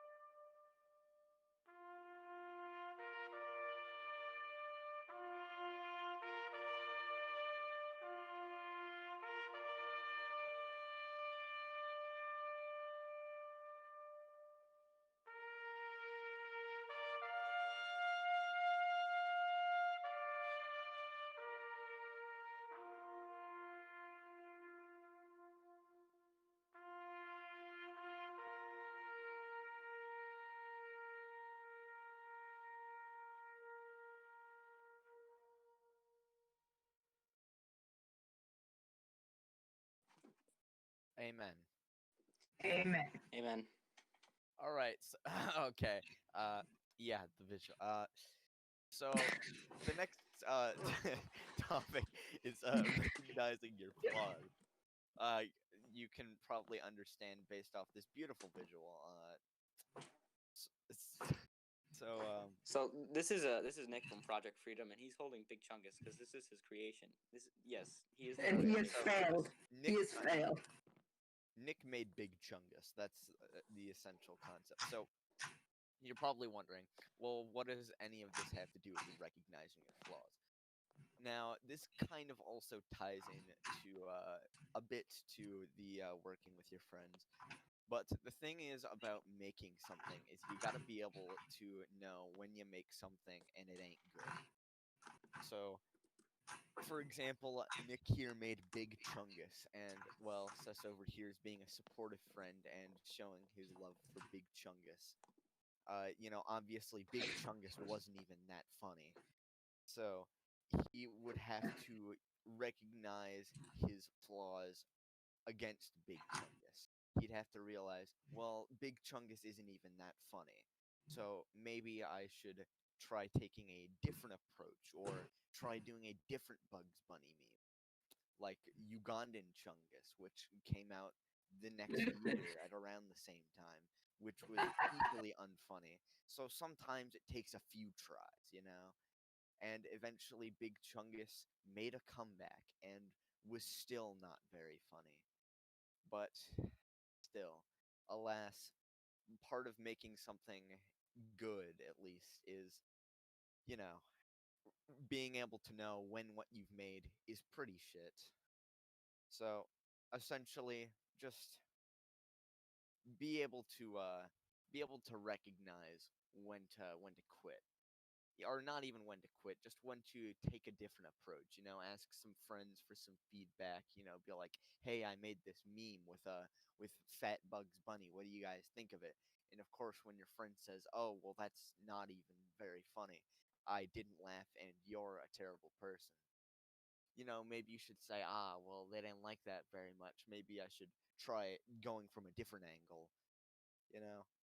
So now Nick is going to speak because Yes, I am. yeah.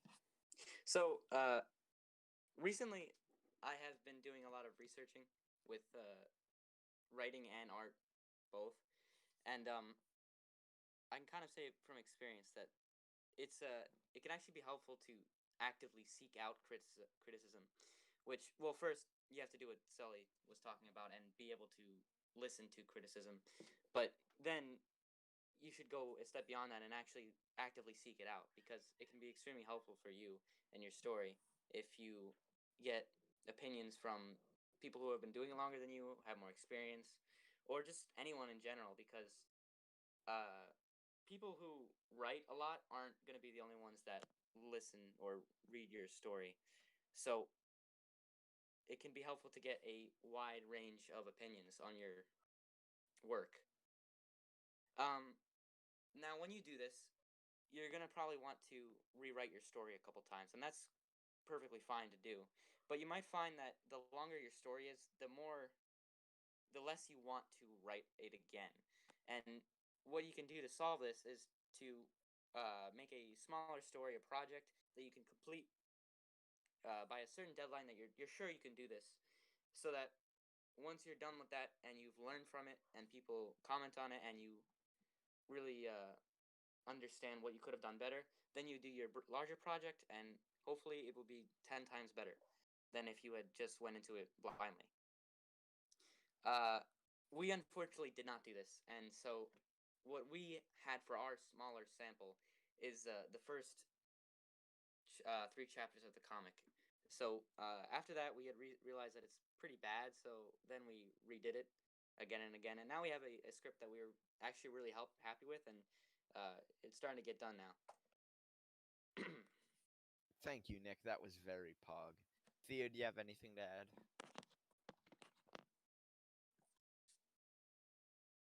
I guess he doesn't. Now, taking our reticles off of Big Chungus, we're going to talk a bit about world building. Wow, this visual is even better. Brody World building, Fox world from building is Minecraft. one of my favorite parts of writing a story because just being able to have control over a entire world, being able to tweak it to your likings, it's just generally really fun. And sometimes when you're when you're making something that has a cohesive plot, you're going to want to have a solid, mapped out world. You're going to want to know where exactly certain things are, like where your protagonists are, where certain key locations are. And for a while, we did not have that, and it was pretty hard to work with without it.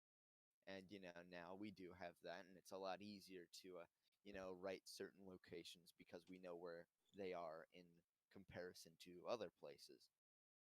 So, in general, it's also extremely important when making a world to have fun because eventually, if you make a world that you don't like writing or creating, then eventually it's going to become really worn out and you aren't going to like working on it. So you want to make a world that's interesting and intriguing and fun to make stuff for. Yes, you're. Yeah, also just answering a question in chat. Yes, Brody is in Minecraft. Nick, do you have anything to add for world building? Yeah, actually. Sully is completely right. You should have fun while writing your story, but remember not to go too hard on like having fun while writing it, because if you exaggerate too much, then it can start to become hard to actually include all of your information that you've created in your story, and it might start getting hard to pick what you want in it. It's good to have some fun, but don't have too much. Speaking of what Sully was talking about earlier, about writing stories you don't like creating, you might have to face the reality that even if you do love your world as much as you could, you will eventually have some kind of amount of lack of motivation, or what I like to call burnout. Recently, I can say for all of us that we've all been experiencing burnout because of the deadlines we've set for ourselves, which is the first thing you should learn not to do, unless it is for some kind of school project or work-related thing. Try to set soft deadlines for yourself, because if you set up rigid deadlines and you miss them, you're going to get pissed off at yourself and you're going to be upset that you weren't able to accomplish what you wanted to do on time. It's good to have general ideas of when you want things done to, keep work coming out, but it's not good to not pace yourself and kind of just lose all motivation after, working really, really hard. Thank you, Nick. That was very poggers. So, Theo, do you have anything to add? I guess so. All right. So, Dad. world building. This might sound okay. This might sound a little repeated, but I don't care. You're allowed to mold your universe in however you want. You can mold it in serious ways and silly ways.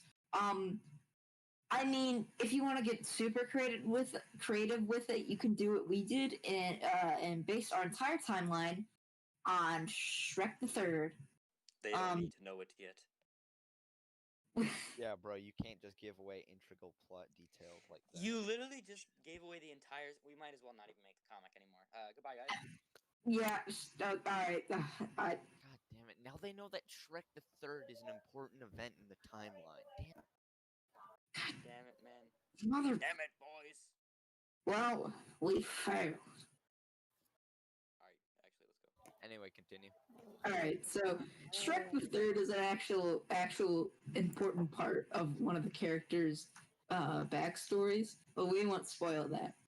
But so you're allowed to have fun with it. But please do not do what we did, because we don't. Yeah, it wasn't the best idea, but it was really funny. So At the time, we all laughed.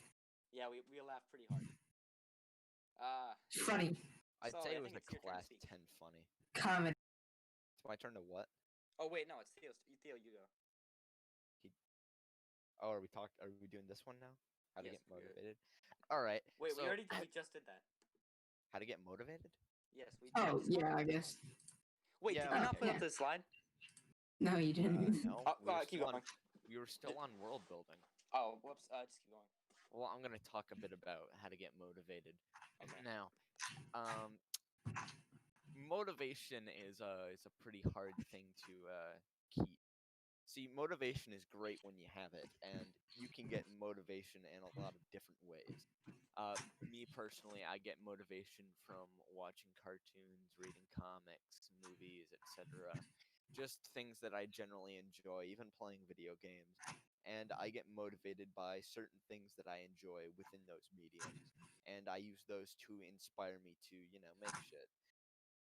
And sometimes you're just not in that mood to to create things. You're sort of just not motivated at all, and that happens. That's a completely normal thing. But a lot of a lot of the time people struggle with finding motivation, and that makes sense because finding motivation can be pretty hard, and keeping it can be pretty easy once you have it. Finding it can be a challenge. And the only advice I can give for finding motivation is just watch things that you find cool and figure out exactly what you find cool about them.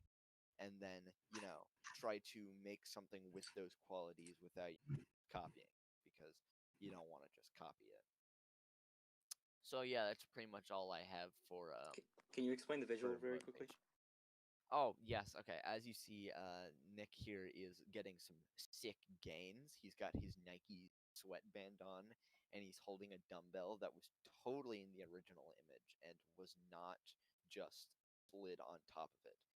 And Sess over here is just so shocked by seeing how motivated, and he's so motivated that lines are coming out of his skull.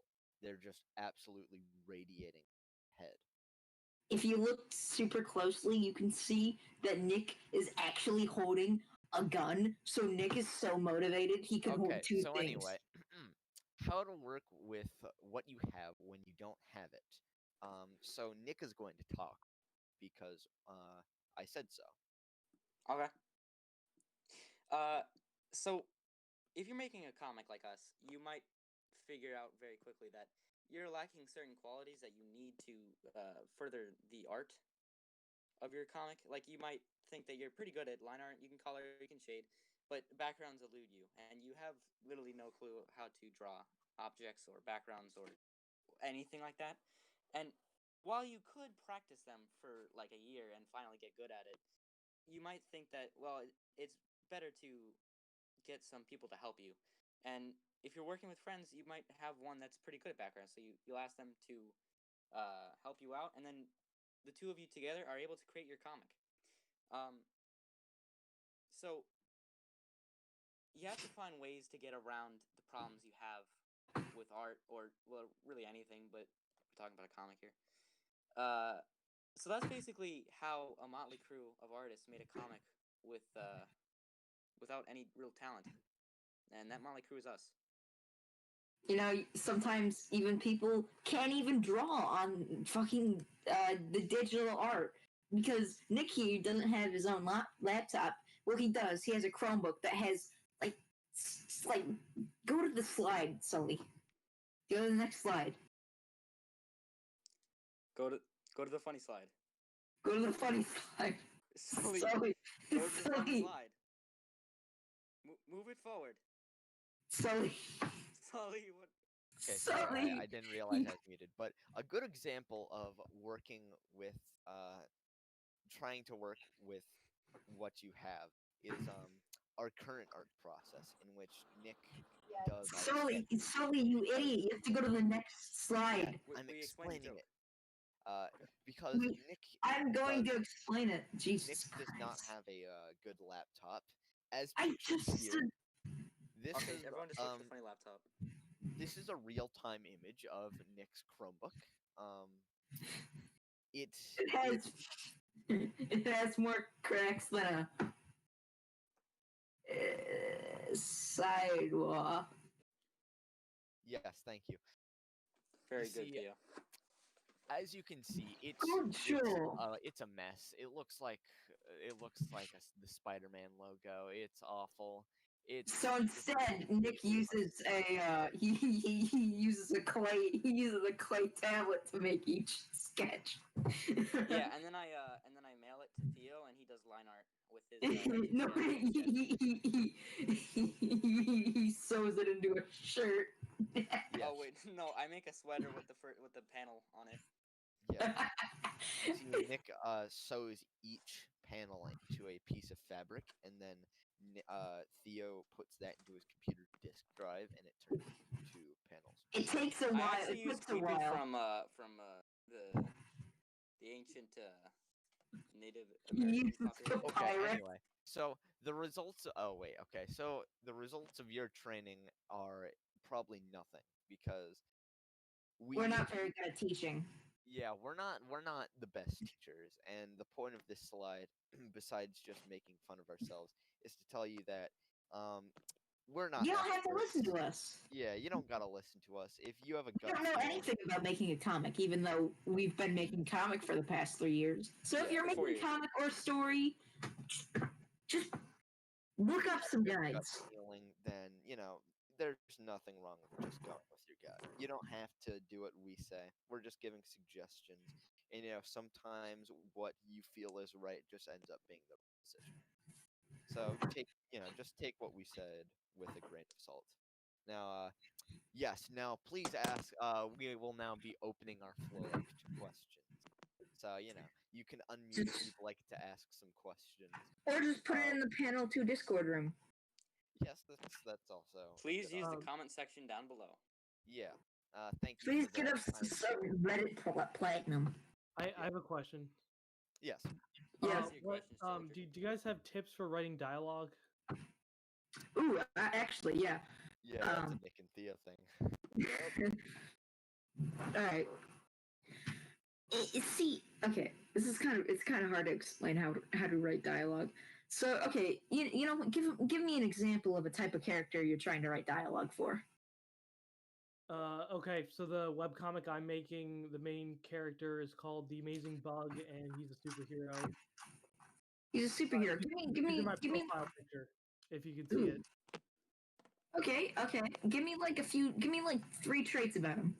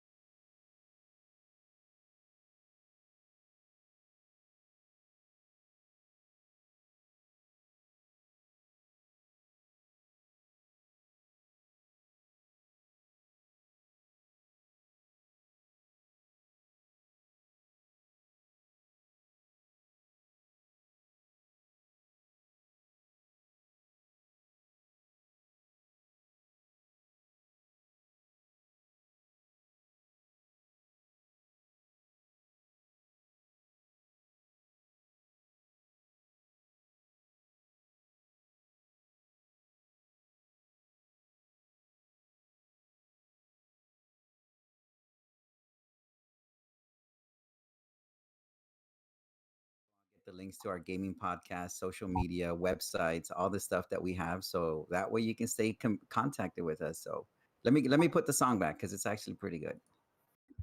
I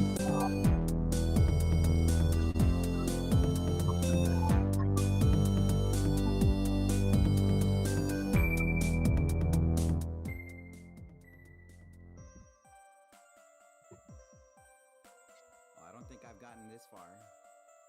Really?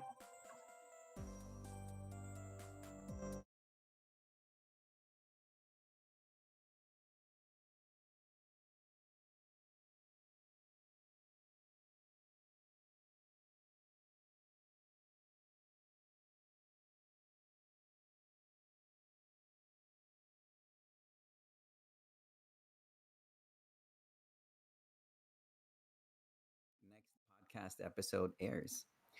It's 8 o'clock. Should we wait or should we just get this show on the road? I say let's get this show on the road.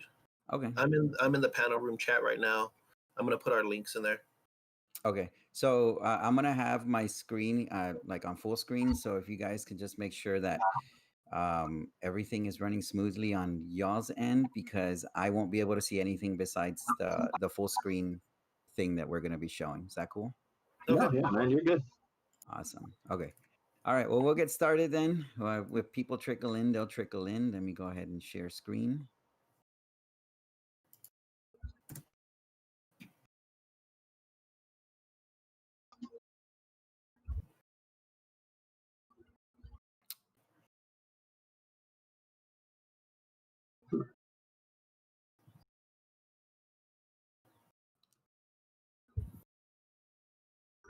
Let's see.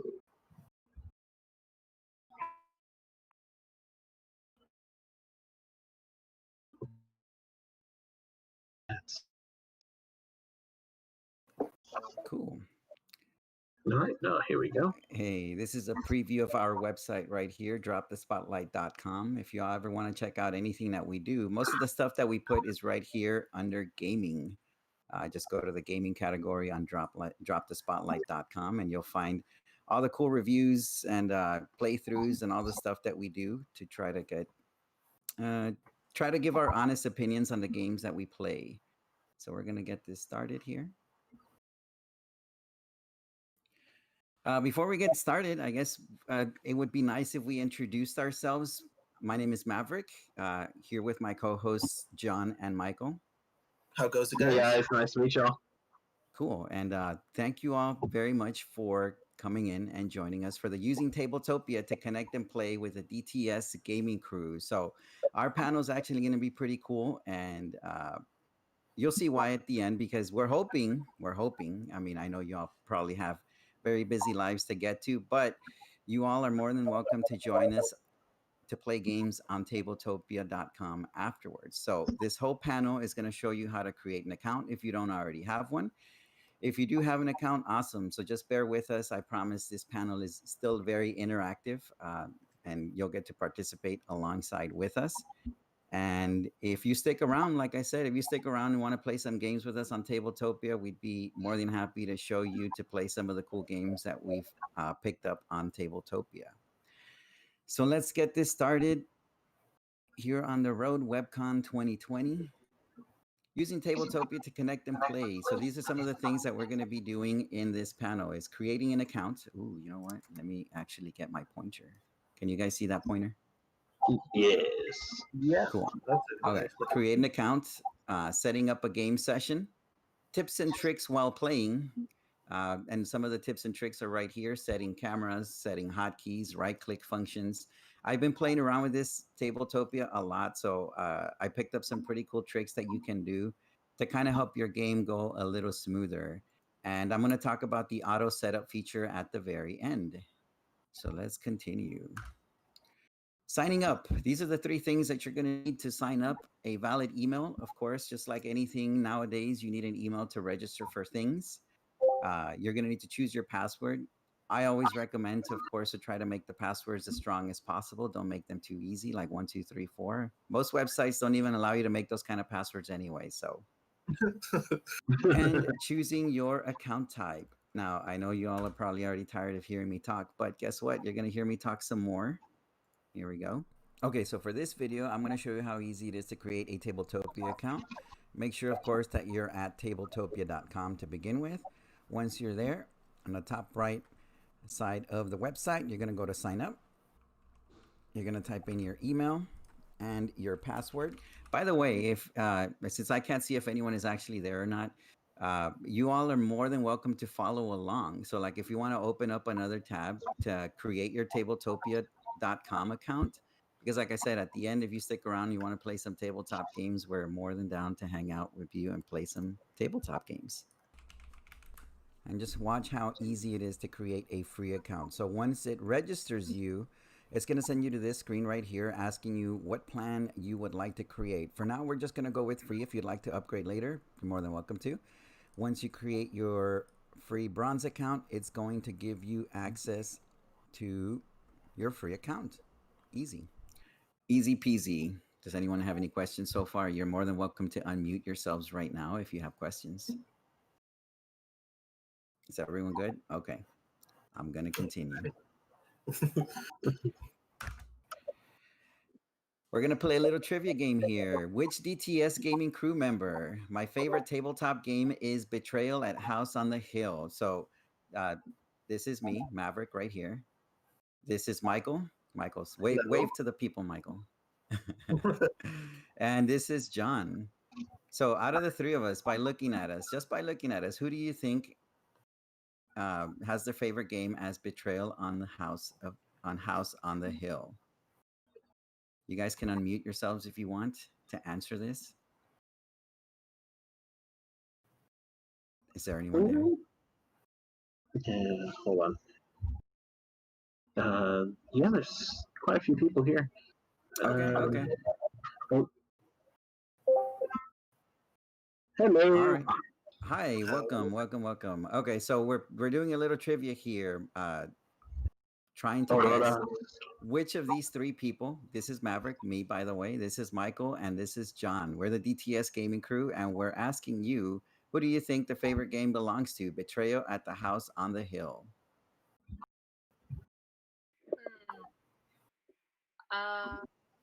Purely off appearances.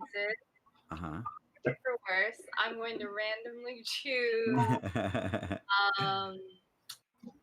I'll say the third person. The one next to the image. It's those eyes, John. You got that 1,000-yard stare, John. That's what it is. Is it? Oh my God, is my stare that bad? Oh.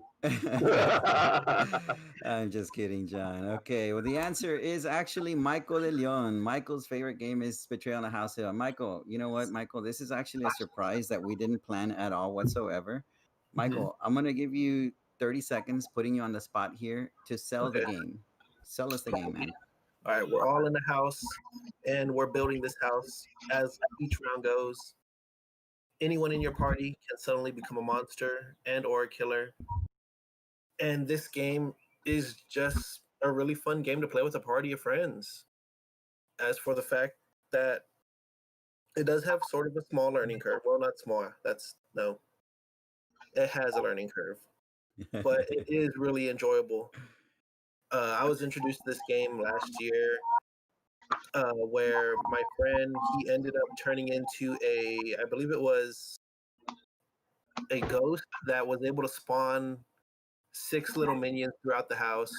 And I surpassed my time. Sorry, Michael. Sorry, Tough Michael. crowd. You're not selling it good enough.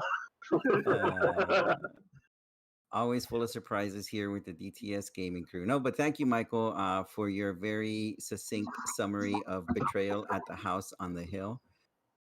So let's continue. Let's see what else we got in store for you. Setting up a game session on tabletopia.com. So if y'all haven't set up an account on Tabletopia, I highly recommend you do it. It's free. Like that's the biggest perk that Tabletopia has, is that it's free. It just wants you to connect with friends, family, or even people that you meet online like us, right? You're just meeting us. A lot of you are meeting us for the first time today. And some of the things that I'm going to go over in this next video is I'm going to show you how to pick a game, how to add seats, so that way you can accommodate the people that you want to add, and how to send invites. So let's get this one going. Okay, so now that your account is created, we're going to want to pick a game. You're going to go to All Games right at the top of the screen. You're going to make sure to filter your games because this is a free account. You may not have access to a lot of these games, so you're going to want to select free right here in this drop-down menu. And it's going to filter out the games and give you the free games. For the purposes of this video, I'm going to really quick. This is something I missed on my video, but if you can see right here at the top left, it says 939 games. So it's free, and it has close to 1,000 games that are just free to play. Okay, Tabletopia. Try it out. Follow along if you want to. This is the Batman, the animated series tabletop game. And this is the information page. We're going to go to play online because that's what we're trying to do. We're trying to connect with friends and family or even people that we meet online to play a tabletop game online. So this is the screen that it puts you at right before it launches the game. So the Batman game is a 4-player game. What I need to do then is I need to make sure that we have enough seats. By clicking on add seat, you see every time I click on add seat, it fills it up to the maximum. The maximum is 4 players. Okay, so now that we've added the seats, we're gonna go ahead and click on invite players. Hey, look at that, I'm online as well. I already have my other account logged in just for the purposes of this. And I'm gonna click on this star right here so I can show you that right there. Once you click on it, that means that you've added me or that person as a friend. And then just click on invite, so that way they get the invite immediately. And once they get the invite, they're gonna hop in here. Now, while we're waiting for this, I also wanna invite other people who maybe have not created their accounts and they're working on it. That's super easy too. So all you gotta do is click right here where it says send the link or number to friends outside of Tabletopia to invite them to play for free. So you click on this share button and then you click on copy URL. And then just paste it wherever you want. You can paste it on Facebook Messenger.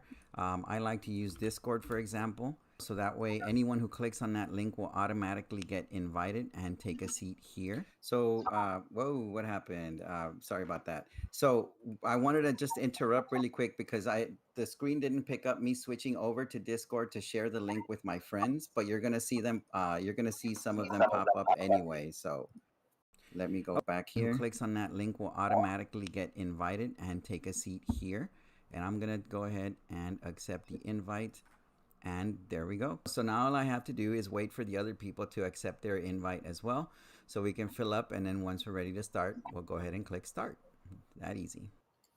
I'm gonna keep saying that it's that easy, or it's super easy, because it really is. Like I can't express, like, you know, just how many people I've seen out there struggle to use this tool. And it's a shame because it's such a fun tool to use, playing online board tabletop games with your friends. So this is a question for you to think about. Classes in session. What is your favorite D&D class? It stands for Dungeons and Dragons, for those of you who don't know what D&D is. And as you can see right here on the, what is this, on the side, on the left side here, that we have 1, 2, 3, 4, 5, 6, 7, 8, 9, 10, 11, 12 different classes, 12 different D&D classes that you can choose from. I know not all of you have played D&D before, but if you've played any sort of RPG game before, maybe, what's the name of that game on PlayStation that's like a really popular RPG? Oh, Elder Scrolls, right? They have classes too. Any other card game that you've seen that has a class, D&D class, maybe, since you guys can see who's in the audience, maybe y'all can pick someone in the audience, unmute them, and ask them what their favorite D&D class is. Mike, John. Let's see.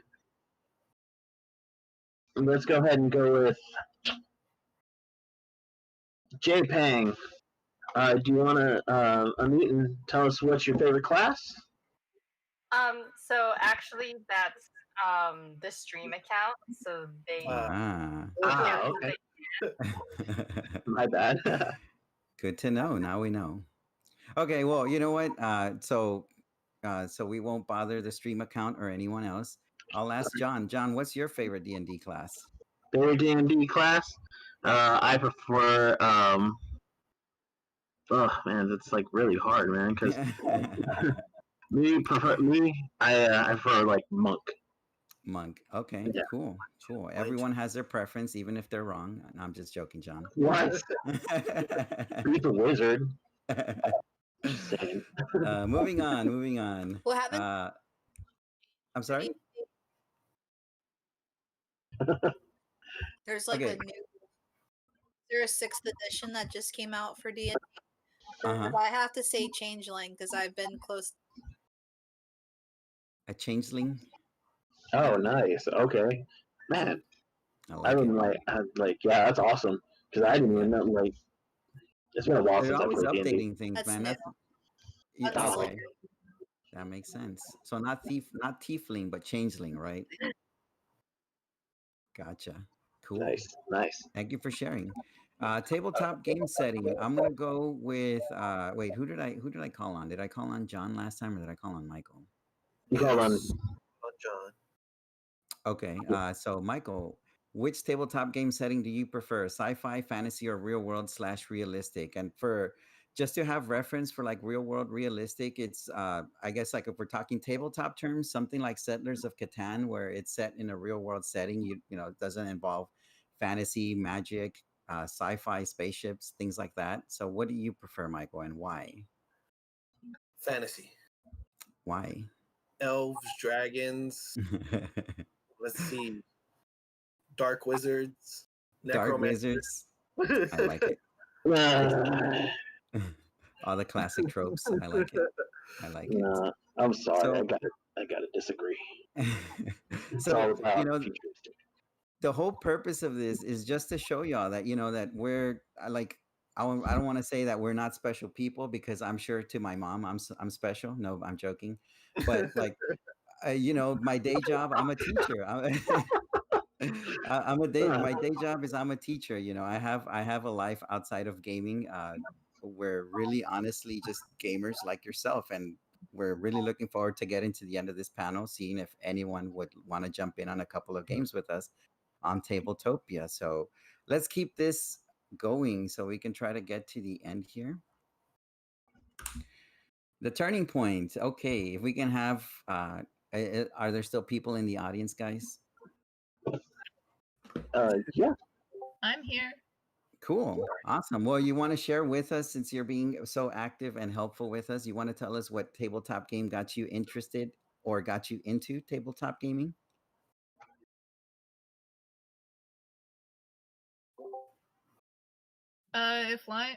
I'm sorry, I don't know who is speaking. I don't know if Lion Vigilante is one of the panelists. Yes, he is. Oh, okay. I got into gaming through also Catan. Oh, cool. Before that, I didn't realize that there was like all these really cool like tabletop games that I thought it was just kind of like there's Monopoly and like that's it. The Milton Bradley stuff that you find like at Target or Walmart. Yeah. Well, I'm glad that you discovered a hidden world of tabletop gaming, because yeah, you're right. Like a lot of times, that's one of the things that when I try to get people into tabletop gaming, they think I play Monopoly all day. Like, no, there's better games out there than Monopoly, guys. Come on. A lot better. Yes, Settlers of Catan being one. That's a good one. I appreciate you sharing with us.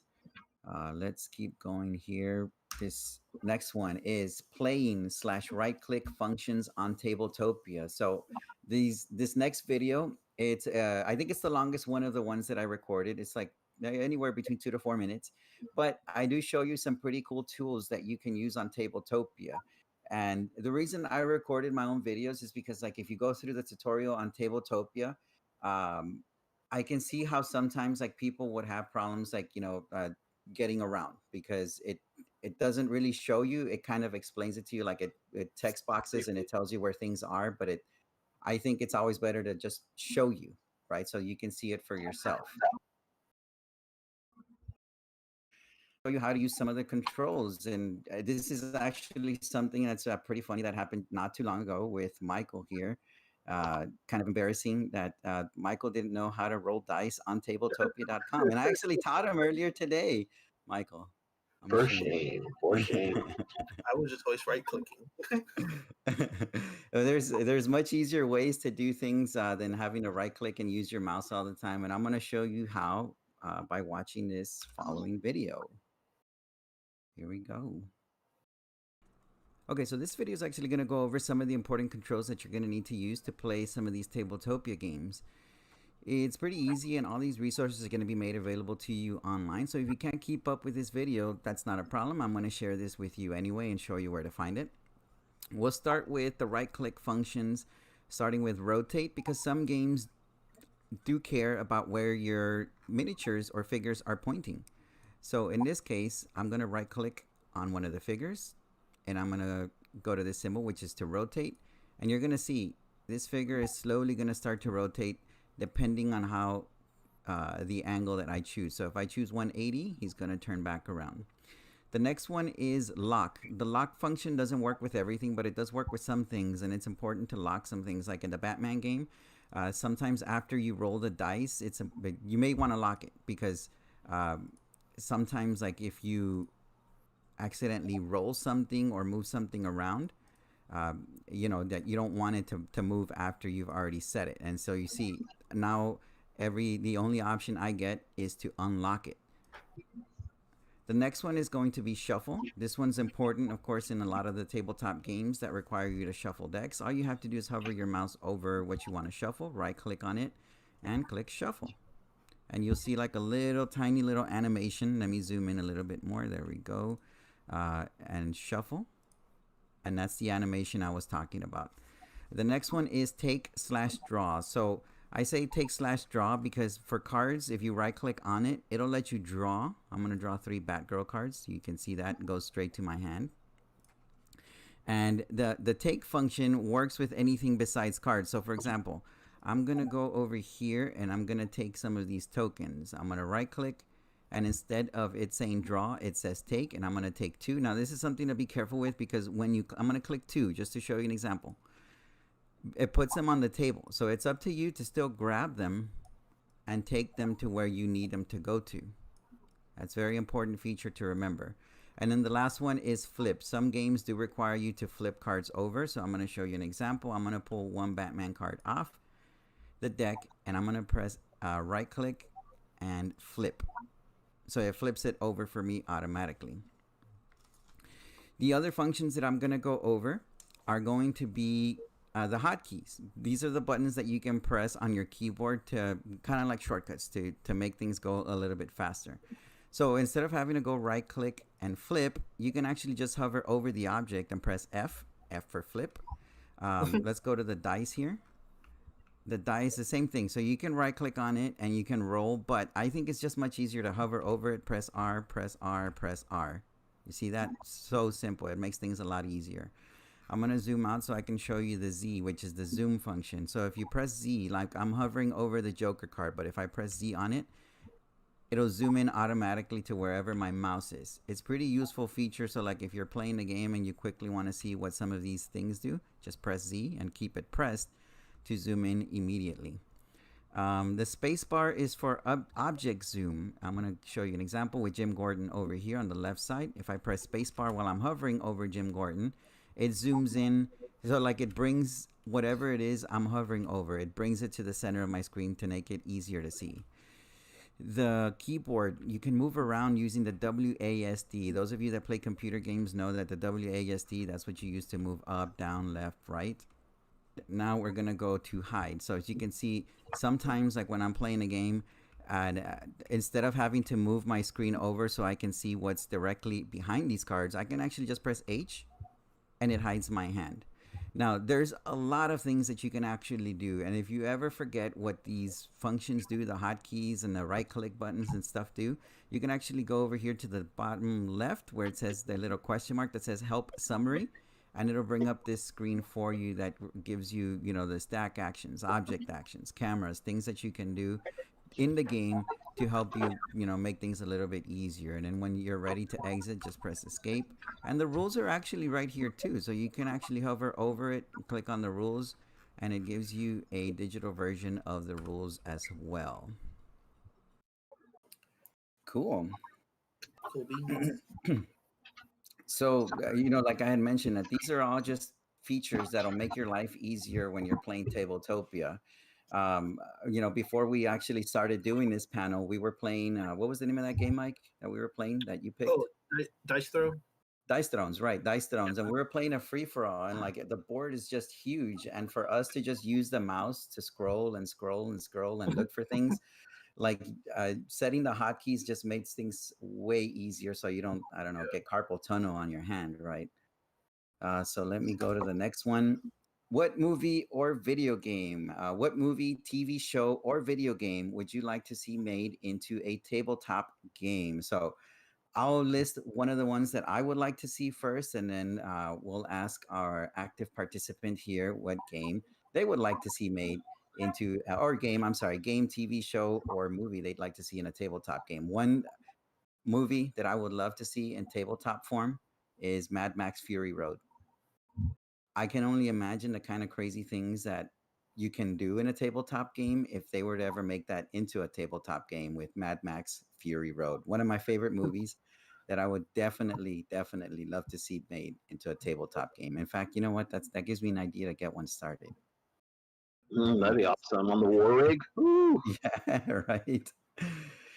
So yeah, I mean, if our active participants, unfortunately, I'm terrible with names because I have bad memory. But if one of y'all could help me and call on our active participant, if maybe they'd like to share a tabletop game that they'd like to see from their favorite movie, TV show, or video game. Shall I go? Go ahead. No, yeah, go ahead. No, go for it. Or I was gonna choose one, but we got to volunteer, so go for it. Yeah, I'll talk all day. So I think so. I know that Animal Crossing's all the rage right now, and I know they kind of did a little board game thing before, but it was bad. Okay. So I would like to see an Animal Crossing type of board game. I don't even really know what you would do, but it probably follow the same premise. It's like super chill, plant some flowers, pick some fruit, make some bells. Okay, that's pretty cool. Yeah, I mean, so I guess for that tabletop game, we'd have to figure out some sort of like victory point system because otherwise, like we'd just be playing forever, right? Yeah, I mean, like you think about the island rating system right now. That's kind of something to think about. I guess is there a way? Do you make it an island theme and is it like Monopoly? I don't know, but it's. I mean, what's it like? 11 million people or something downloaded Animal Crossing. Like, Yeah, you're right. That's actually pretty interesting that you bring that up because you're right. Like you can actually modify the game to have like different victory conditions, different settings and things. So that's actually a really good suggestion. I like it. Yeah, that is actually pretty cool. And also like how all the memes are going. Like, really crazy. What is that? Okay, go ahead. Oh no, yeah, go ahead. Yeah, no, you're good. No, I believe Brazil was saying something. Yeah. That's who I like. I can't see your names unfortunately because I'm stuck on my screen. But yeah, Mike, John, if you guys can help me out here and ask whoever was trying to talk, yeah, go ahead. We'd love to hear your suggestion. That's why we're here. I was saying Black Mirror would be really cool. Oh my god. Ooh, that would be awesome. Episodes, like, and I haven't seen the Black Mirror anything every time I go like to a store or anything online, just browsing. But I mean, it would be either you have to play scenario. You couldn't do deck building, but as far as like making it its own game where it's not falling into like Clue or Trivia Pursuit or whatever, like it would be complex, but you have to go through each episode and you couldn't merge them together. Like you'd have to literally do it like scenario one. And even from the political with the pig, I still can't get over that one. Oh my god, the first episode.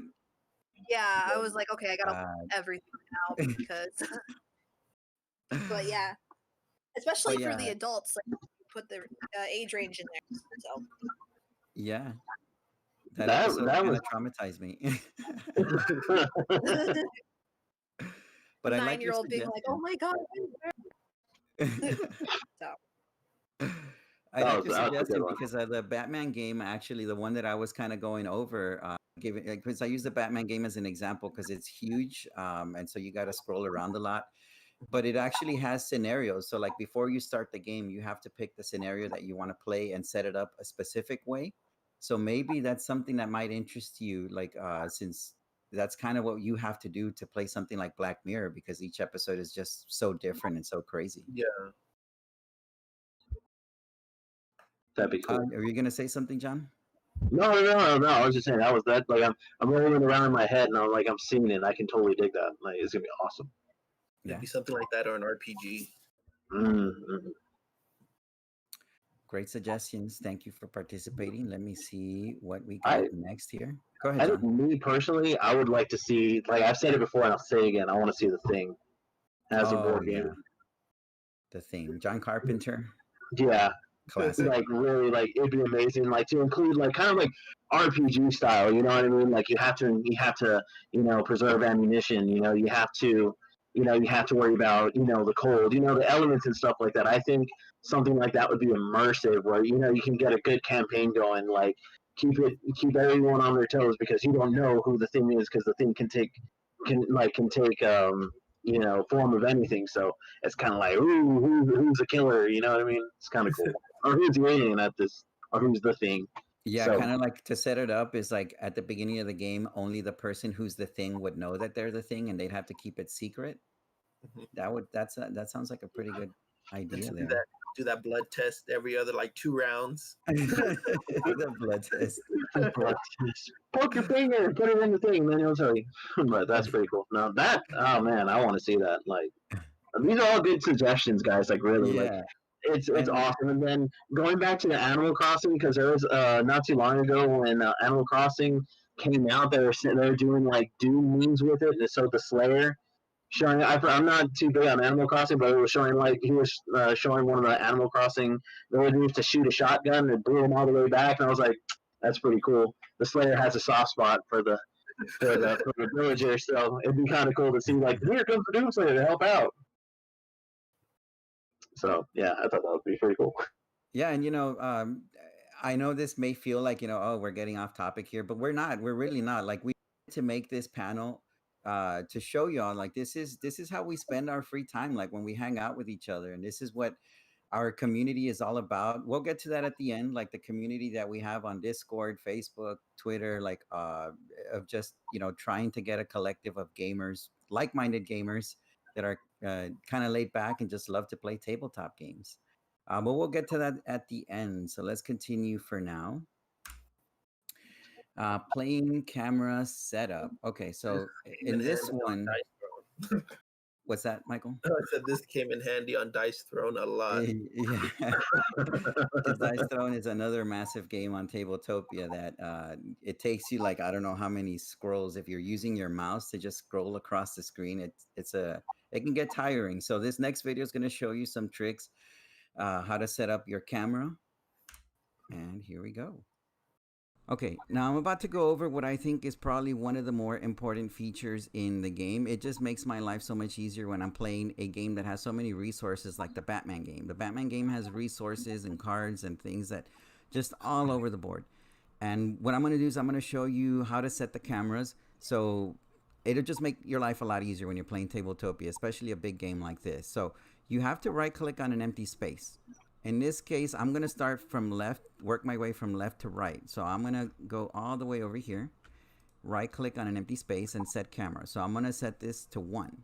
So I'm going to keep going. So it says camera 1 saved, and I'm going to keep going just so I can show you what I'm trying to do here. I'm going to set this empty space here as camera 2.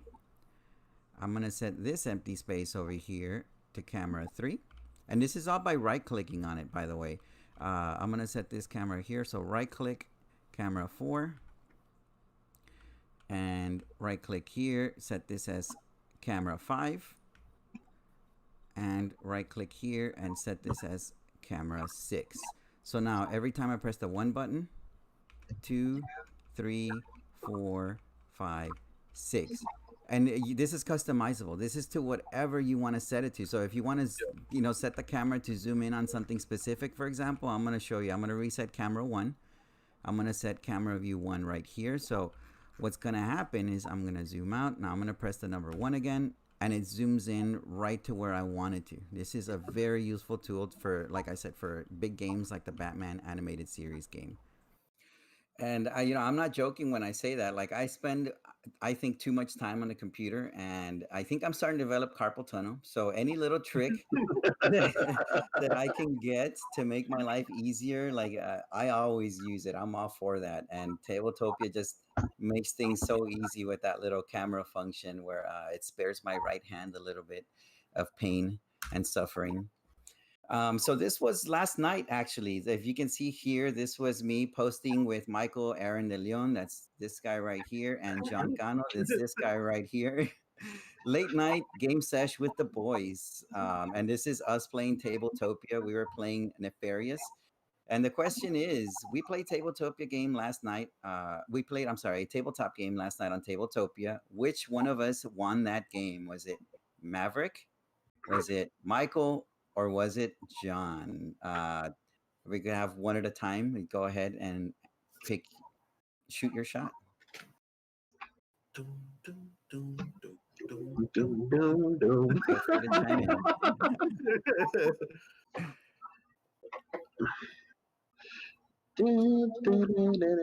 gonna go and say it wasn't Maverick. No, it wasn't. I'm hurt. I'm shocked and hurt. No, but who do you think it was?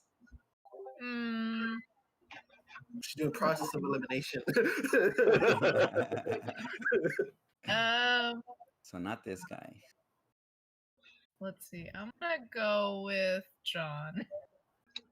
Going with John. Anyone else got a different answer that they want to chime in with?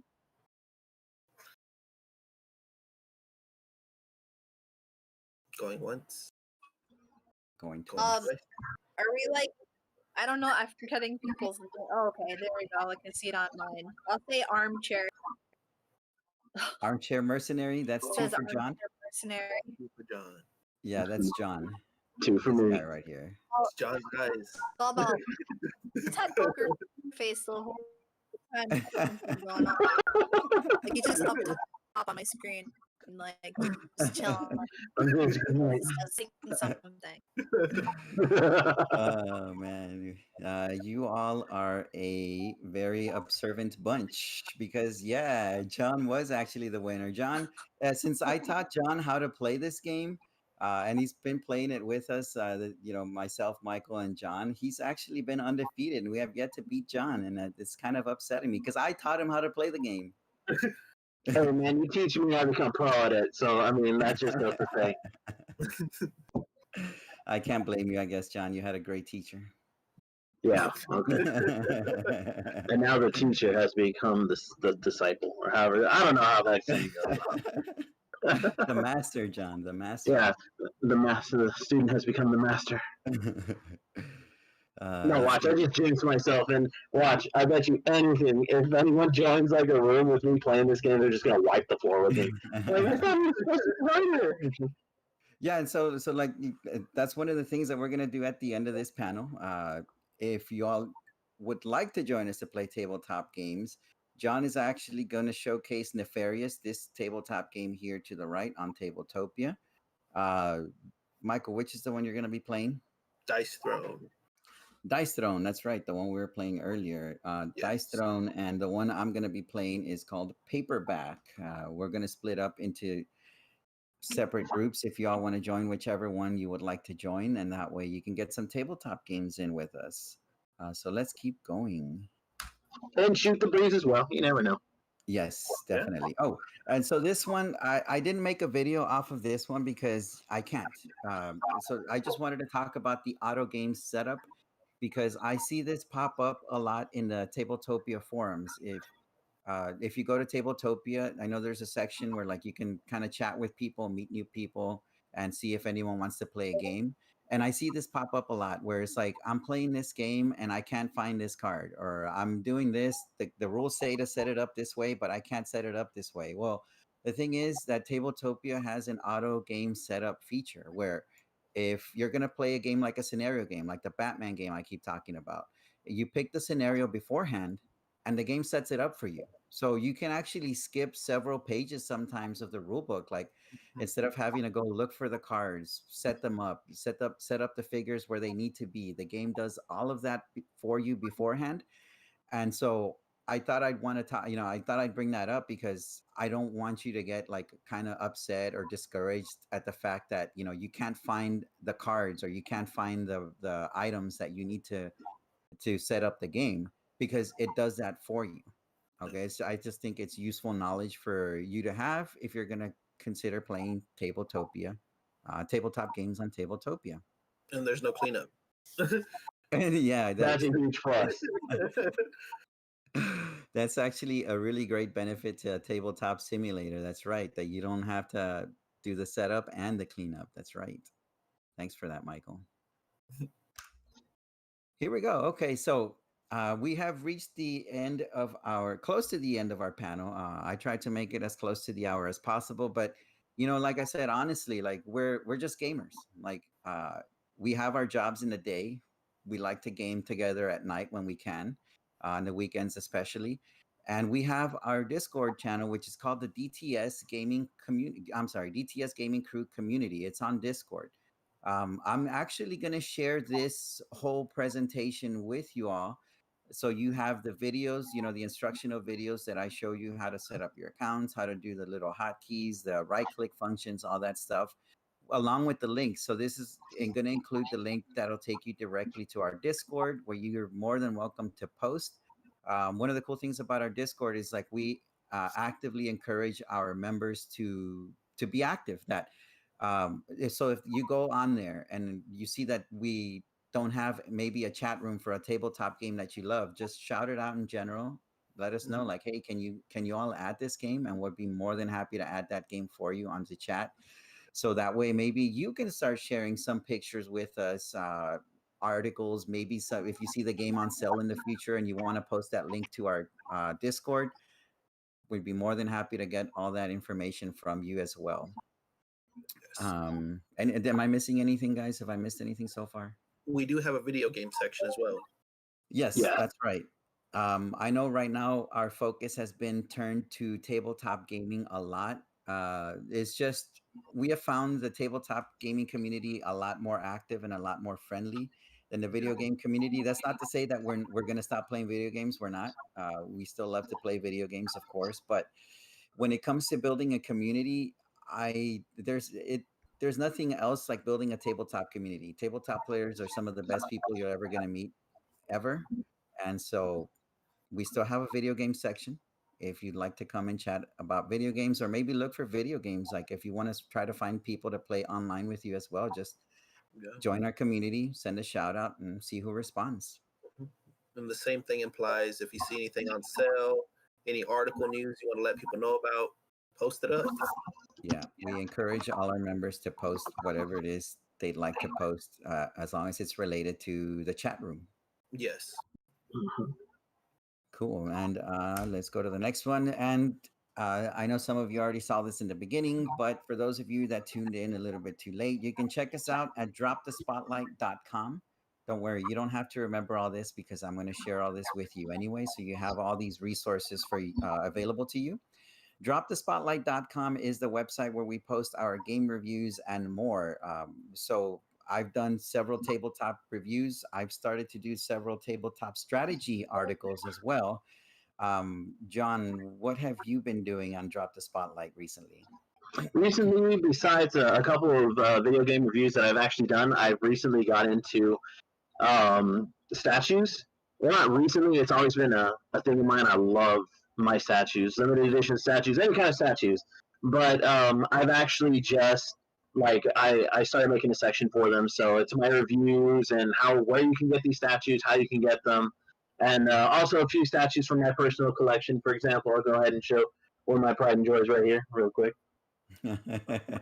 Soldier 76 for any Overwatch fans that are out there. I don't know if you could see him right there. Limited edition one that came with the special edition Overwatch when it came out back in 2016. He's actually one of my favorite ones. But that's what I've been doing is it's statues for now. And what about you, Michael? I've been doing video game reviews as well as tabletop reviews and press releases. And we gotta thank the person responsible who kind of, I guess, founded this group. His name is Vic Peña. He's one of the owners of DropTheSpotlight.com. He's from San Antonio, but he did reach out to Corpus Christi to try to make a tabletop crew. Just that's us. He slowly recruited us, And we've slowly started to put everything together for him. You know, like I mentioned earlier, we have a podcast on Anchor FM. I think we're like, what, 15, maybe 20, close to 20 episodes in already. We're doing that on a weekly basis. Just this most recent episode, we had the lead designer of an RPG that hasn't even been released yet, called Maximum Apocalypse, come on to our podcast. He taught us how to play the RPG and make us a special episode. Yeah, he made an adventure for us. Like, he handcrafted that episode, and it's kind of like, wow, you know, it was a huge honor. It's kind of validating everything that we're doing as a gaming crew. It's kind of like a huge sign of validation that, you know, that these companies are taking us seriously. They're happy with the work that we've been doing, and they're willing to work with us so much that they make adventures with us. They play tabletop games with us that haven't been released yet. They allow us to play test all these games, so we can give our honest feedback to help them improve their tabletop games, so we can have better games to play. We're very active on Facebook, Twitter, and Instagram. We try to keep each one of these unique, but sometimes you'll see some overlap. And I mean, really, I don't know what else to say. Y'all want to add anything here before we jump off to the end section here? I believe we covered most of it. Yeah, you covered most of everything. It was just real awesome to actually be considered to do this panel with you guys today. Getting to actually know more and more new people as the panel progressed. So I mean, it was awesome. And those who attended, thank you very much. And also those who were, you know, giving us your answers, and with the fun little trivia that we were doing, thank you with that as well. Because stuff like that, it makes us happy that we're actually keeping everyone engaged, and, you know, just big honor. Thank you. Thank you to the participants. Likewise, yes. Thank you for participating. So like I said, I am going to share this source with you. It's a Google slide, so the link that I'm going to give you is going to give you access to view the videos, to be able to click on the links, so that way you don't have to go look for us. We'll send that information to you along with our Discord. Everything that you saw in here is going to be included. And so, like I promised, you know, if let me see. Oh, there are people here. So we would like to break up into rooms, but seeing as how there are just a couple of people here, we can probably even just ask you, like, which game would you prefer to play? And maybe if you got time to play it right now, we can play it. If not, I'm going to share that link with you anyway, so that way you have that as well. Yeah, our guests, if you want to go ahead and speak up right now, so that way let us know if you're interested in gaming with us right